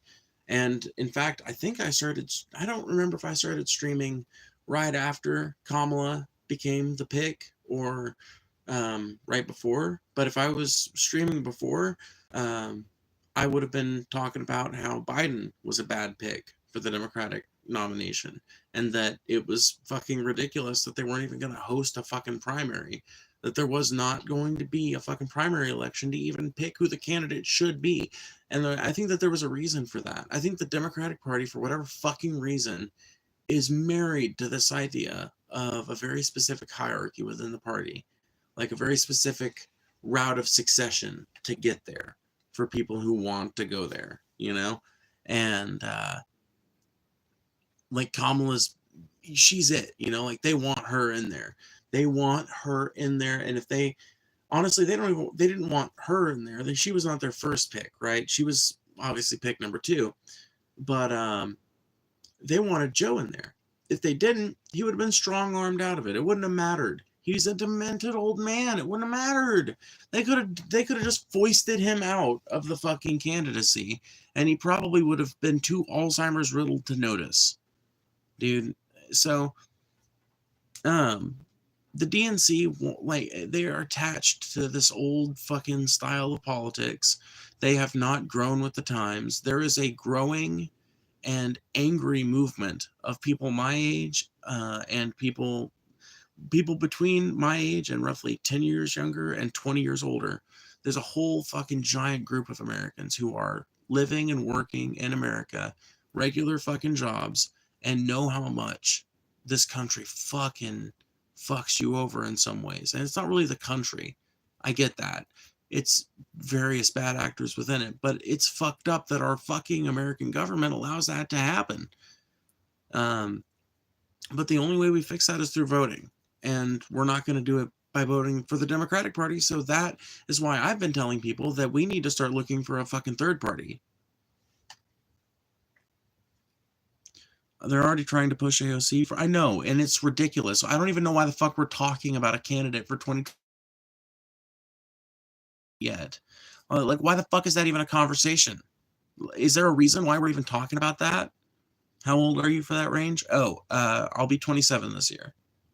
So I'm basically saying people who are just now getting into politics within this last cycle, so maybe people 7 or 8 years younger than me, and people all the way up into their like 40s, you know, like the age at which people have moderate levels of success that removes them from kind of like the proletarian interest, that has moved up. You know, before, a person in their 40s, oh, that's like a middle-aged man. They don't give a fuck about regular ass people. But no, that 40-year-old most of the time is now working a fucking regular ass job. You know, like that age at which people are able to feel like they're living comfortably has moved up. And now it's like 50s. And even a lot of people who are in their 50s aren't living like that. And more increasingly, it's 60s. You know, it's just the slow creep of when life becomes enjoyable. Do you have children? I'm not going to answer that for a Cyrax troll. That would be retarded. Third parties can't win, though. Listen, Cyrax, real dad, as far as you know, I have 35 children, and I love each and every one of them. Okay, kid? Third parties can't win, though, as far as I know. They never have. Thank you, Cyrax.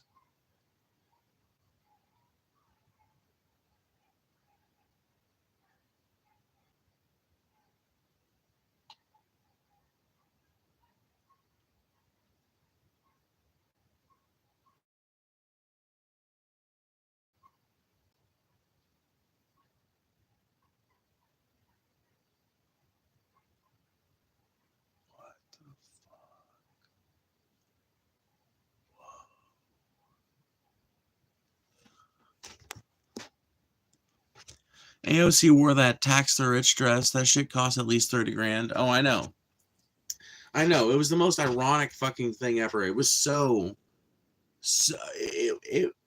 remember that being, for me, that was the moment where AOC's armor, like, the cracks in it finally connected to one another and her armor fell away. And I was like, okay, this is just a dumb bitch that she has, like, been removed completely from every single fucking speck of working class interest. She represents the fucking billionaires now. She's fucking bought and sold. That is ridiculous. It was like, and it was sad for me because, dude, AOC first came around, I was a big fucking supporter, dude, because I'm all about the shit she says. I just ain't about the shit she does, you know?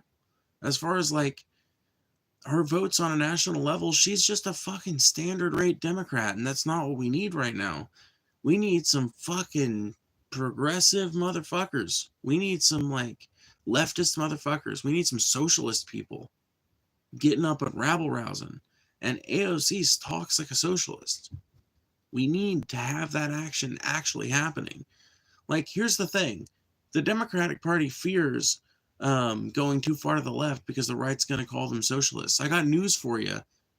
The right already calls you socialists, dummies. I'm not talking to every Democratic voter here. I'm just talking. I'm saying that as if I could say it directly to a Democratic Party official. Okay. The right already calls us socialists. So can we do some socialist shit? Show them what socialism actually looks like? What the fuck are they gonna do? Look at how exaggerative right-wing Republican campaign ads have gotten. Dude, this is why I feel like the Democratic Party is a dead party. It's a dead party because I feel like a living, breathing party that had newness and freshness to it and had a fucking sense of itself and a direction would capitalize on the environment that Republicans have been able to create, which is an environment where campaign ads have become so fucking ridiculous that they can't strawman you any further than they already have. Like, they'll always find another bottom, but if you do shit that actually helps the people, if you propose shit that actually helps the people, that's not going to matter. The dumbasses who are just going to agree with everything Fox News has to say and is really not even going to pay attention to the fucking ad, but is just going to wait to see who's being propped up at the end. Oh, it was paid for by Joe Biden. Oh, it was paid for by Trump. Okay, well, all right,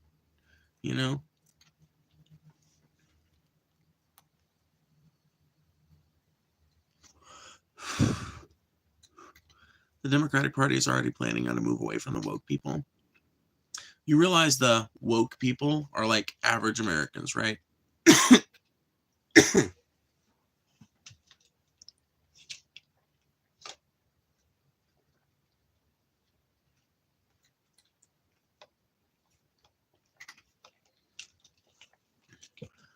Let me just ask you this, bitch.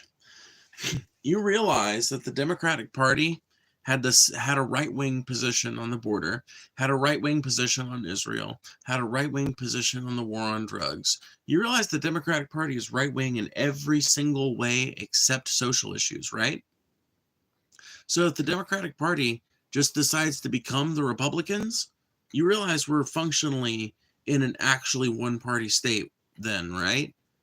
Do you think that would be better? Dude, this is why Republicans are so fucked up in the head.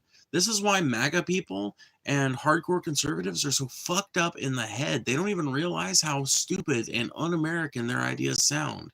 It's like it doesn't even occur to them to realize how many spins George Washington does in his grave every time they say some shit like that.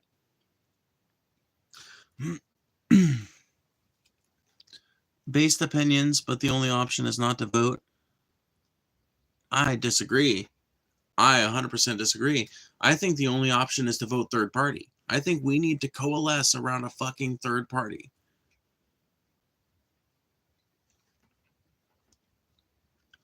Libertarian Party is the only correct choice. Dude. 10 years ago, might have been able to agree with you, or 8 years ago, maybe. Nowadays, I don't know. I feel like the Libertarian Party is just kind of gone super far to the right too, which makes no sense. It's like the Libertarian Party's position on trans people should be live and let live. That's supposed to be the Libertarian position on everything. Like, libertarianism, as it was explained to me by the most passionate, ardent fucking libertarians I've ever met, is live and let live. If what you're doing doesn't like harm another person, if it doesn't induce violence into another person, then there's no reason that violence should be applied to you to get you to stop that. And I agree with that 100%. Now, where me and libertarians disagree is that I feel like me and libertarians of that note, or of that variety, have a fundamental disagreement when it comes to the philosophy of taxation. And what it comes from, I think, is a disagreement about what qualifies as violence towards others. So is it violence towards others if you hoard wealth that is predicated on underpaying people and putting people in shitty situations where they kind of have to work for you, is that violence? And if it's not violence, is it righteous? And if it's not righteous, does it deserve a punishment? And if it deserves a punishment, can taxation be that punishment? And if not, surely that requires some offsetting? If you're going to allow corporations to mistreat people, or if you're going to acknowledge that you're going to have corporations and the corporations will occasionally mistreat people no matter how good you do things, then doesn't it make sense to offset that? And that's where me and the libertarian disagree. And they've got all their reasons for why they disagree, and I've got all my reasons for why I think it's bullshit. And for me, it just comes down to the basic fact that human beings are cooperative by nature.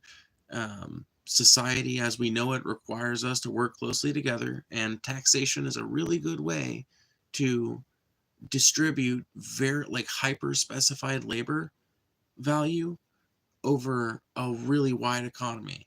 And the benefit to taxation versus having to pay for all of these things individually is that through taxation there's public accountability there. You can vote in politicians who will do better things with your taxes. You can vote out politicians who do bad things with your taxes. Now, we normally fail to do this because Americans are morons, but in theory, it's something we can do. As far as I'm concerned, being libertarian is basically being a Republican who wants weed to be legal in my state. Merrick, you've pretty much got it, yeah. But I will tell you, dude, Merrick, we have to admit, though, right, that's got to be a preferable, like a Republican with sane and rational drug policies. That's got to be a preferable to, a hyper-Republican with horrible drug policies, right?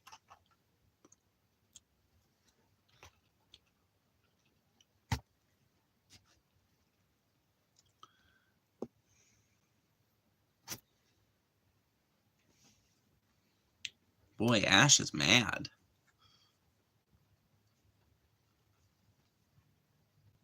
Get mad, bitch. Fuck Israel? I agree. Israel is a piece of shit. Oh, man. That reminds me of some really dark news I read earlier, actually. Apparently, Israel is planning on conquering Gaza. Literally. Literally, one of their military people just said it in those exact words. Yep, we're going to conquer Gaza, and we're not going to leave.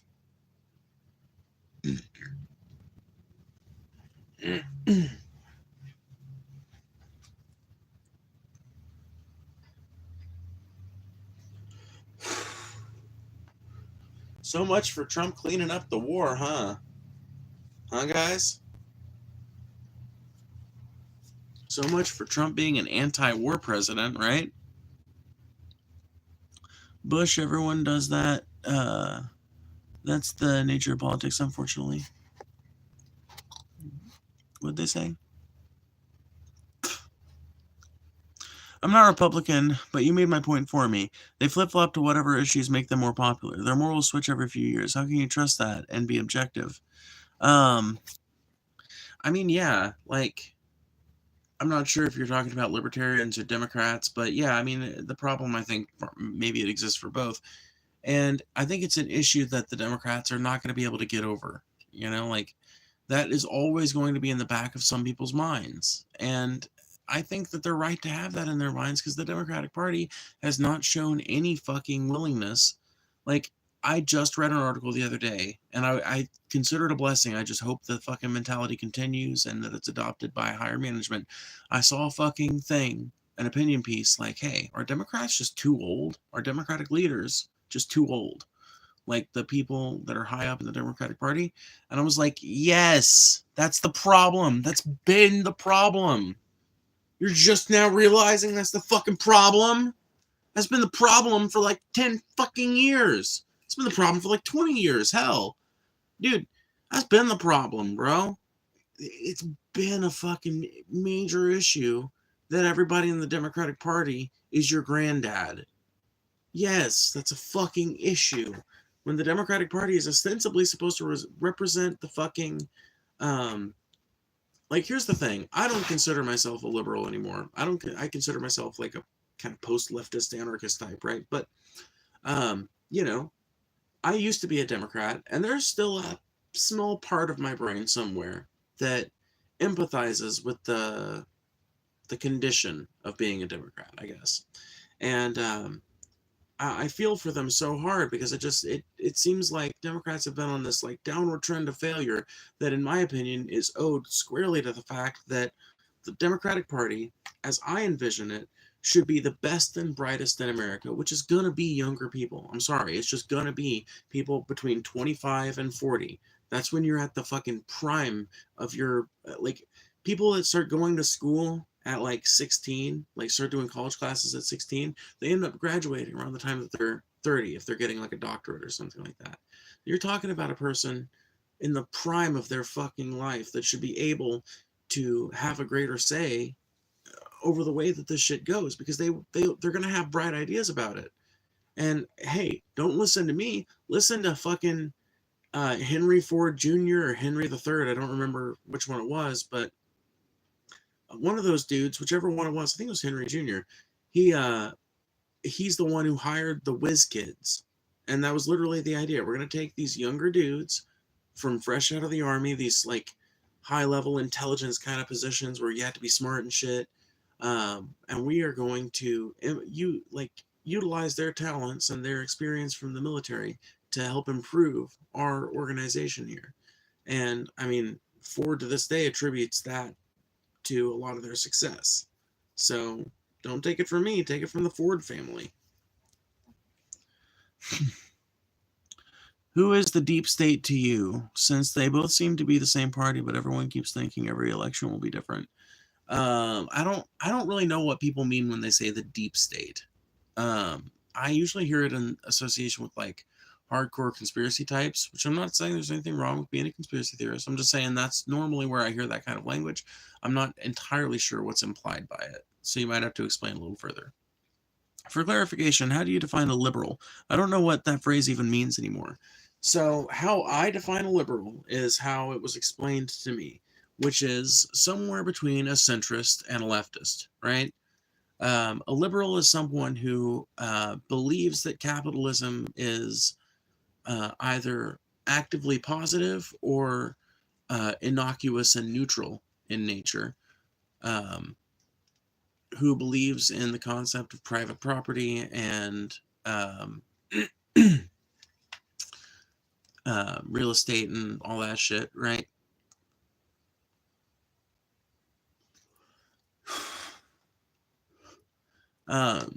But a liberal is usually distinguished by having some more, well, liberal ideas on economic policy and social policy. So that's what people mean when they say socially liberal. They mean like pro-gay, pro-abortion. Well, not pro-abortion, but, pro-choice. Such a weird fucking naming thing. George Carlin pointed this out in the 90s, I think it was, one of his HBO specials back then. He was like, no, I don't fucking remember. I don't pretend to know which special it was, but I remember him talking about how, it's this weird issue in America where both sides claim to be pro something, you know? Pro-choice versus pro-life. So either way, you're for something. I don't know. It's just, I don't remember the entire commentary, but I always think of that whenever I think of those two words. What are all the things they both have in common? Pro-war, taxes without social services, etc. It's always opposing odds. Well, yeah. Um, the things they have in common are all the things that hurt the American people. So the military-industrial complex, the Democratic Party and the Republican Party walk in lockstep when it comes to that. When it comes to taxation, like you said, without social services, they walk in lockstep when it comes to that. Although the Democratic Party will pay lip service to these things, right? The Dems will pay lip service to these things, but they will never act on it, and the Republicans will actively campaign on having those interests, right? And if there exists any distinguishing things between the two parties, that's basically all it is anymore. It's that the Dems are less honest about what they actually do. The Dems will talk a fucking big game about, like a local Democratic mayor or something might talk a big game about getting all the sidewalks repaved and shit and getting the potholes fixed and all this other shit that they're going to do. And then 9 times out of 10, it just ends up being a lame duck, same as the last mayor, meet the new boss, same as the old boss bullshit, right? Now, every so often, you get a Bernie Sanders, where he gets in as mayor and shit starts actually changing and people elect him 7 fucking times. But that's not usually the way it happens, right? Corporations, it's all lip service on both ends. Well, yeah, I guess so. Well, you have to say that's kind of changing now, though, because in the era of Trump, I feel like a lot of longtime Republican ideas are really being brought to the forefront and demanded as policy by the Trump administration. I mean, the Republican Party, it's been kind of like, I talked about earlier about how it's not like a very mainstream thing to hear about, but it's like, an underground kind of Republican idea to like, maybe we should defund some of these public radio stations and everything. They're too left-leaning and all this, right? It's just now becoming a mainstream thing that you hear outside of think tank reports and shit like that. It's just now becoming something that's actually might be policy instead of just internet bullshit. So I don't know, man. I don't know. What happened to Bernie Sanders, though? He got fucked. He got fucked by the Democratic Party. He got reamed. He got fucking roasted, toasted, burnt to a crisp. He got sailed down the river. He got railroaded, bamboozled, floozied, shanghaied, as it were.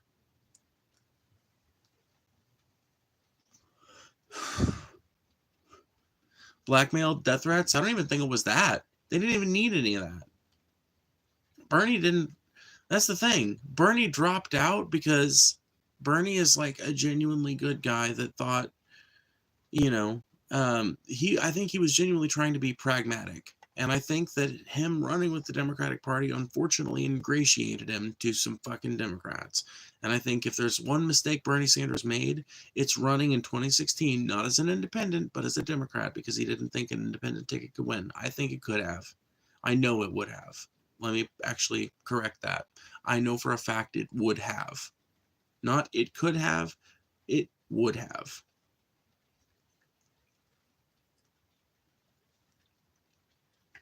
And I think him choosing to run as a Democrat ingratiated him to some Democrats who were able to cow him into submission, basically. And they didn't even have to do any bullshit.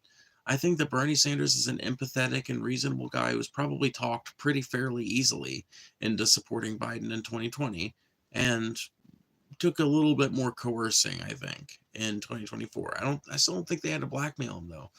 I don't even know if Bernie could be blackmailed, though. Like, Bernie is just, I know it's wrong to think about anybody like this, but it's just hard to imagine Bernie having that kind of baggage, And Bernie also seems like the kind of guy that if he did have that kind of baggage, he would just come out and talk about it if it came up. He would be like, this is not something I ever wanted to be a part of my public platform, It's not something I ever wanted to have to discuss with this many people. But seeing as how there's now a PP tape out, I would now like to say that I'm sorry for any of you that had to see that. I'm sure I don't have to describe to you the reasons why I engaged in making that material, but I hope you understand that I have left that era of my life behind me. Thank you. I guarantee you the speech would sound something like that.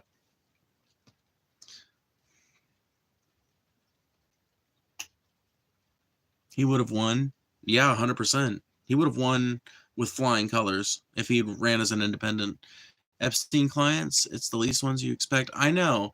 That is true. And it almost makes me wonder, dude, but tell me if this is just cope or not. Because I wonder when I think about shit like that, I wonder, like, did Epstein maybe run like a semi-legitimate business where there was like one half of the resort that was like the fucked up secret sex, like kitty sex cave or whatever the fuck, and then like the other half was like generic island resort for rich people. Like that's probably just cope, but it makes me wonder because yeah, it's all the ones you wouldn't expect. Now all the ones you would expect are on there as well, but it's also a lot of motherfuckers you wouldn't really expect.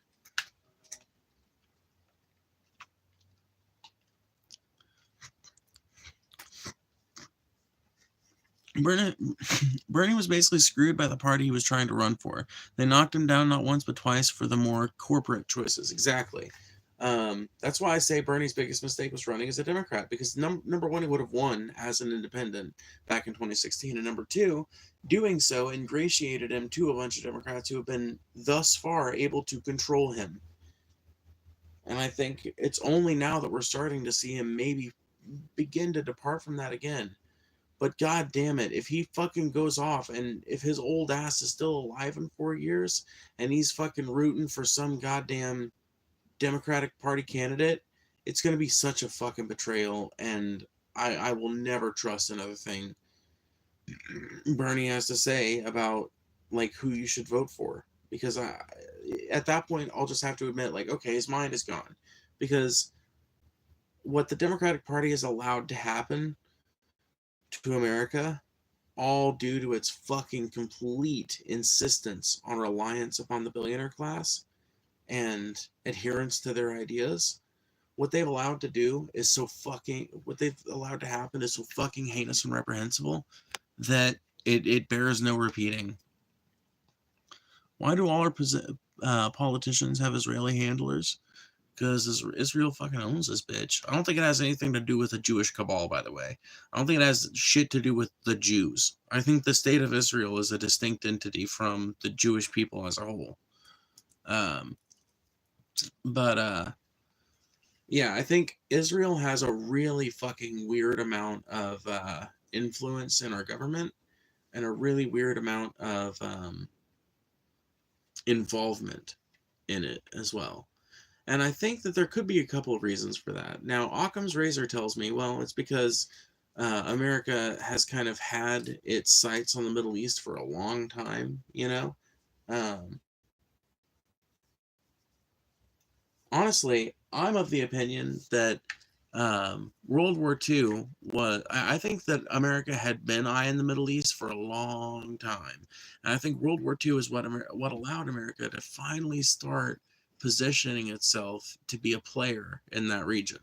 And then over the next 40 years, we see it escalate to the point where then now we're doing bombing campaigns in Kuwait. There's Operation Desert Storm and all this other shit, right? And, fast forward the next 30 years, every fucking armed conflict we've had for the last 30 years has been nothing but shit in the Middle East. Zionism and Jews are two different things. Okay, good. I'm glad we both acknowledge that. All wars are ultimately driven by religion? Nah, no, that's not no.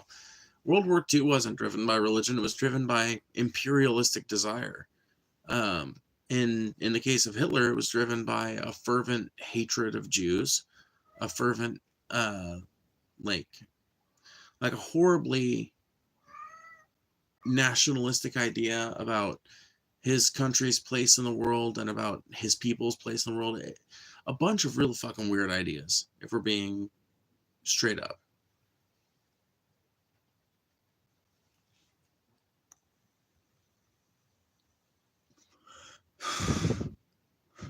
Corporate, military, industrial complex, big pharma interests, foreign influence, globalists would be the deep state. Okay, so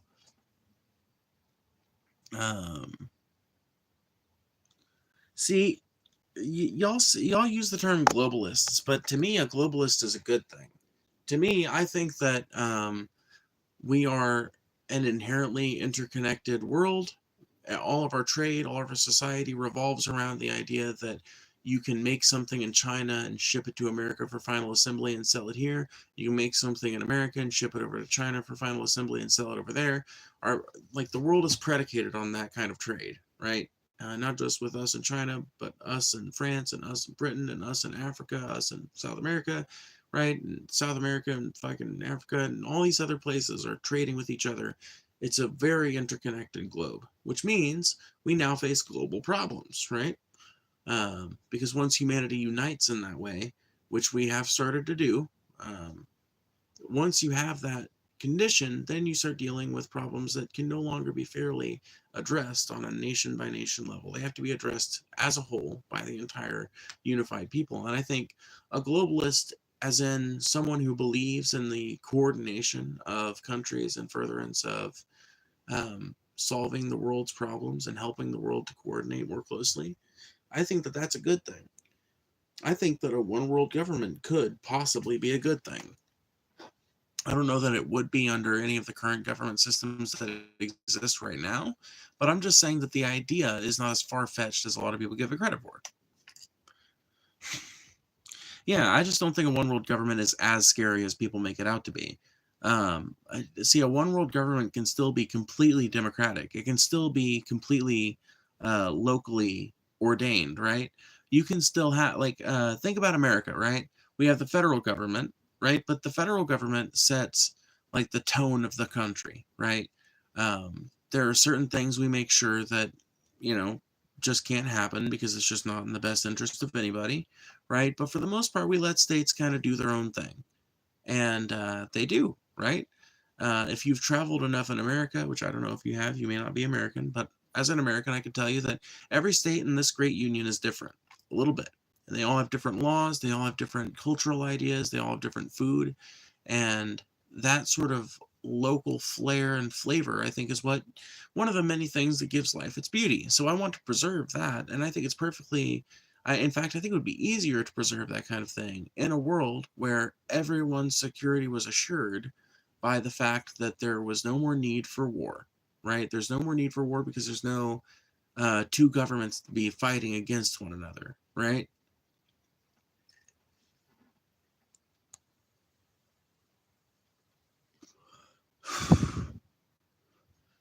A one world government would either be too useless or too able to corrupt. I don't agree.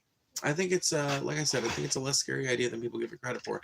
I think people hear that idea and they think of a dystopia, but there's no reason why it needs to be. A one world government could be as simple as like an interconnected, unified system by which human rights are guaranteed and preserved across the entire globe, and whereby coordination between different localities is made easier. It would be a way of coordinating all of these different localities. So ultimately, maybe what I'm looking for is not a one world government per se. Maybe what I'm looking for is like a one world unified body. Like, let me ask you this. Would it not be better to have a world with no war? Let me ask you that.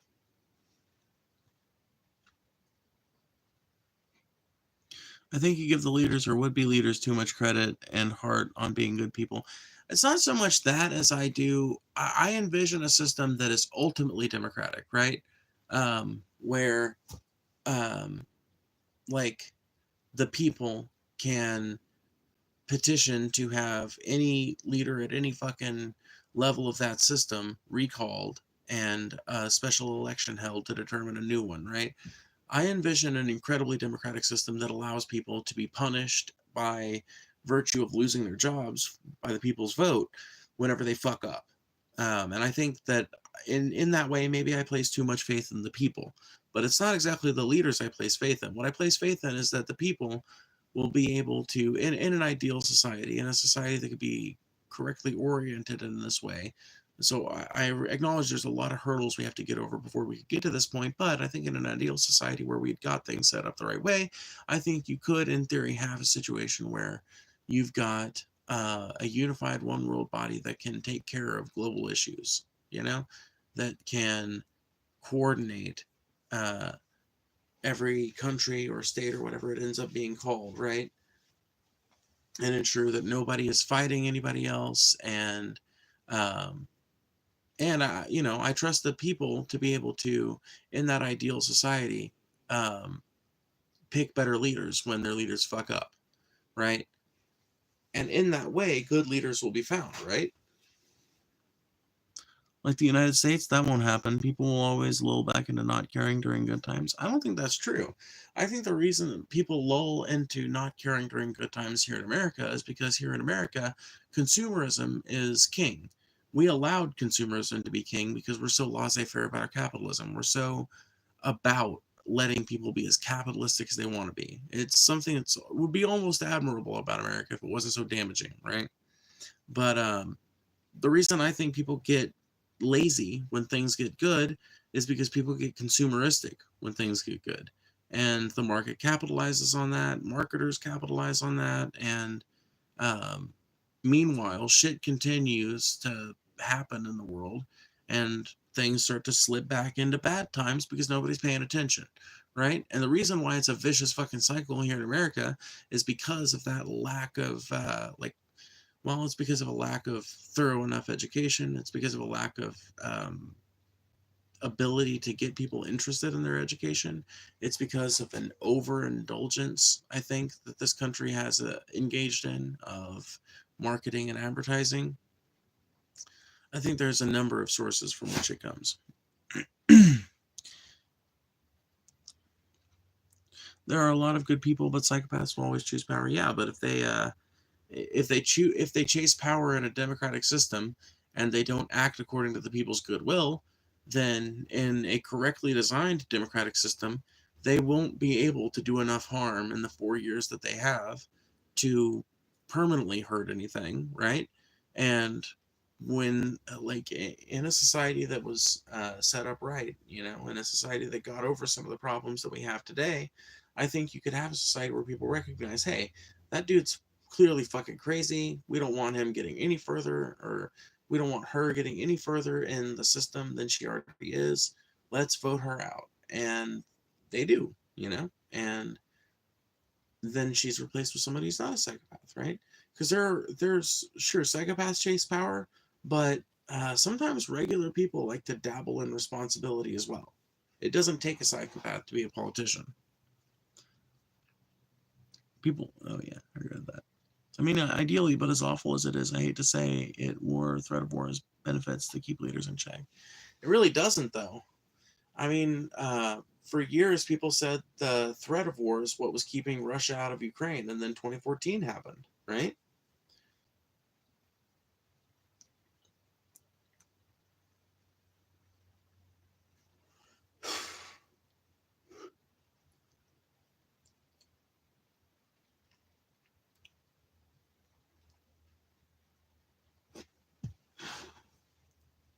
I mean, all sorts of math is done about war, but I'll tell you this much.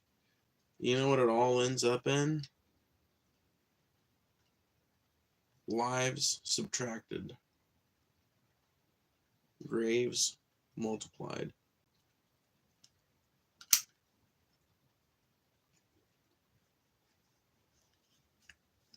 Taxes added. And the people divided.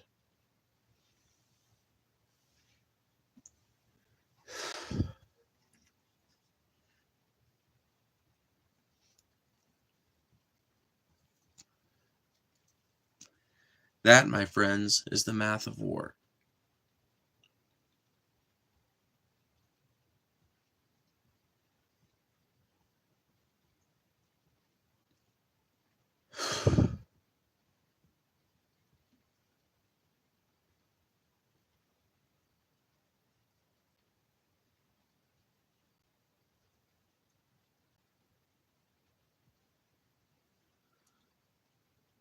War is hell, man.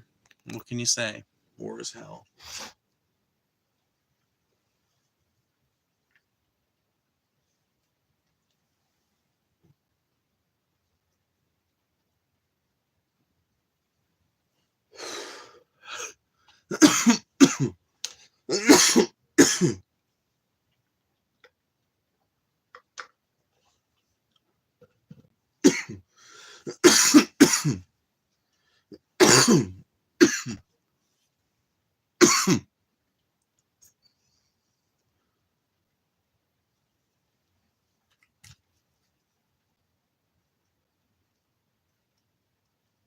Surprised nobody's asked about the guitar this stream.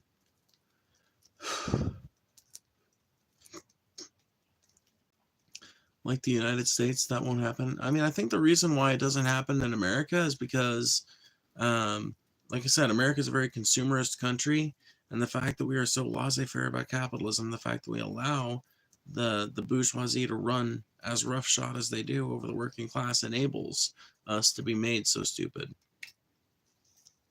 I don't think it's by our own merits that we come by it.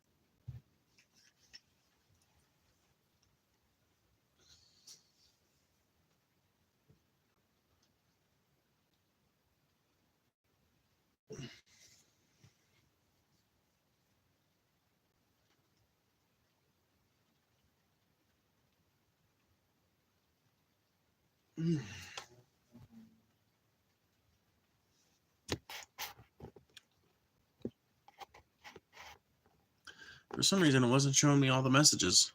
Is this a political channel? We do a little bit of everything. Drink some water? I did. Left or right, we all want the same things. We just fight over stupid shit. I mean, I think that there are people on the left who want things, that there are people on the right who don't want those things. But I think in general, a lot of human beings value the same things, yes. And that, I do agree, makes a lot of our arguments really stupid when it comes to political disagreements here in America. Because I think ultimately, if you just get downright fucking down to brass tacks, you know what I think most people love more than anything? Sitting out in their backyard, having a beer, having a joint, having a barbecue, something good on the smoker, good tunes playing on the beatbox, good friends, good beer. I'm pretty sure that's something all of us value, no matter what our fucking position or strata in society. Like, is that not something we all love? And, what fucks me up is that ultimately, I think that, my way of doing things would lead to a whole lot more backyard barbecues with a whole lot more cool friends. But, it's not exactly the best way to approach the conversation with an average person trying to have a political conversation. It makes you sound a little unserious. I love your dress. Can we get a 360, please? I wish, but then I would have to get up and my feet really hurt. It suits you. Thank you. I think it does too. I think that's why I like this blouse so much. It's not actually a dress, by the way. It's a blouse. But I think that's why I like this blouse so much, because it's very me.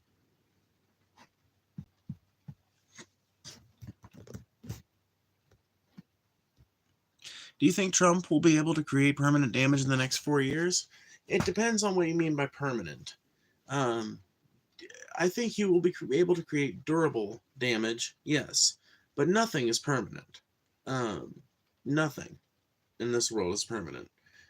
I think what you would mean is, do you think that Trump can induce damage in the next 4 years that will lead to America's destruction? And the answer to that question is no. Will he do lasting damage? Yes. But I think there have been several presidents who have been, and not all of them have been Republican, but many of them have been.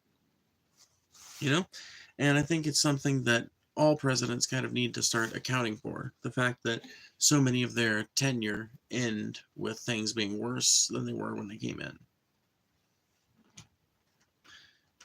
It's not to talk politics, but more of a foot in and connection. Yeah, that's true. That's fair enough. That makes sense. Thank you, Frey. I appreciate that. I don't know if I hearted your other super chat. Now I feel really bad. Well, you made the statement that no political leader can make permanent damage in a good democratic system, so I was just using your wording. Oh, okay. Yeah. I probably did say that. And yeah, thank you for pointing that out, because I will admit that that was actually vague wording on my part. What I would say, if I could rephrase it, is durable damage. Because durable, or I think there's a distinction there between durable damage, which is damage that can be pretty bad, but it's not going to destroy the country. You can recover from it. You can move on, right? You can undo it over time. Might be hard, but that's why it's durable, right? Versus apocalyptic, maybe would be a good word for it. Apocalyptic damage or catastrophic damage, which would be any kind of damage that could lead to the ultimate failure of that system. So yeah, I think in a good political system, no leader can do catastrophic damage within the space of their term. And one credit I will give to America is that I genuinely do not believe that Donald Trump is going to be the reason why America fucking goes away if it does. He might be some kind of weird contributing factor to it, but I really doubt it. Because call it a profession of faith, but I really do think that this country's systems are strong enough to withstand the rigors of a dumb fuck like president, or of a dumb fuck like Trump being president. I think that this country is built to withstand a dumb fuck getting elected. If it wasn't, how did we survive 8 years of Bush? I've went back and watched interviews of the fuck. I've watched him speak in public. I saw Fahrenheit 9/11, and I saw The Power of Nightmares. That dude is a moron. That dude is catastrophically dumb. Catastrophically fucking okay, that time I'm being hyperbolic, obviously, but yeah, that dude was like hilariously stupid and also hilariously evil. So it's like we survived 8 years of him, probably could survive another 4 years of Trump. And according to the man himself, he's not running for a third term, so fingers crossed that we don't have to deal with that constitutional crisis. I do think that he will push us down on a global scale. Not so much worried about domestic issues so much as our global ones. I'll admit I don't remember Bush, so I could be wrong here.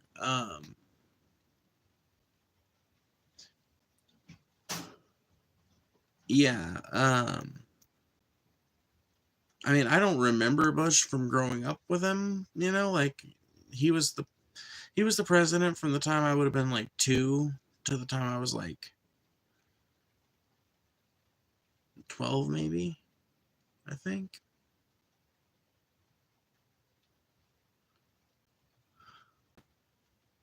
No, 10. Yeah.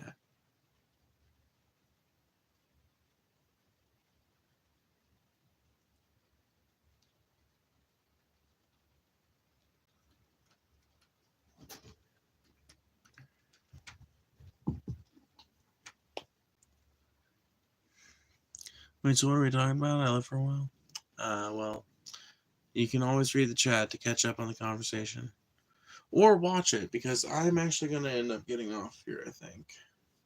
But I think it was a really fun talk. Thank you guys for hanging out. Thank you, Snail Mail, for hanging out in the chat and for having some good conversation and shit. And for that other person I talked to, you were really cool as well. I talked to a few cool people in here today. I also talked to some fucking crazy people, so I talked to a monarchist today. How often does that happen?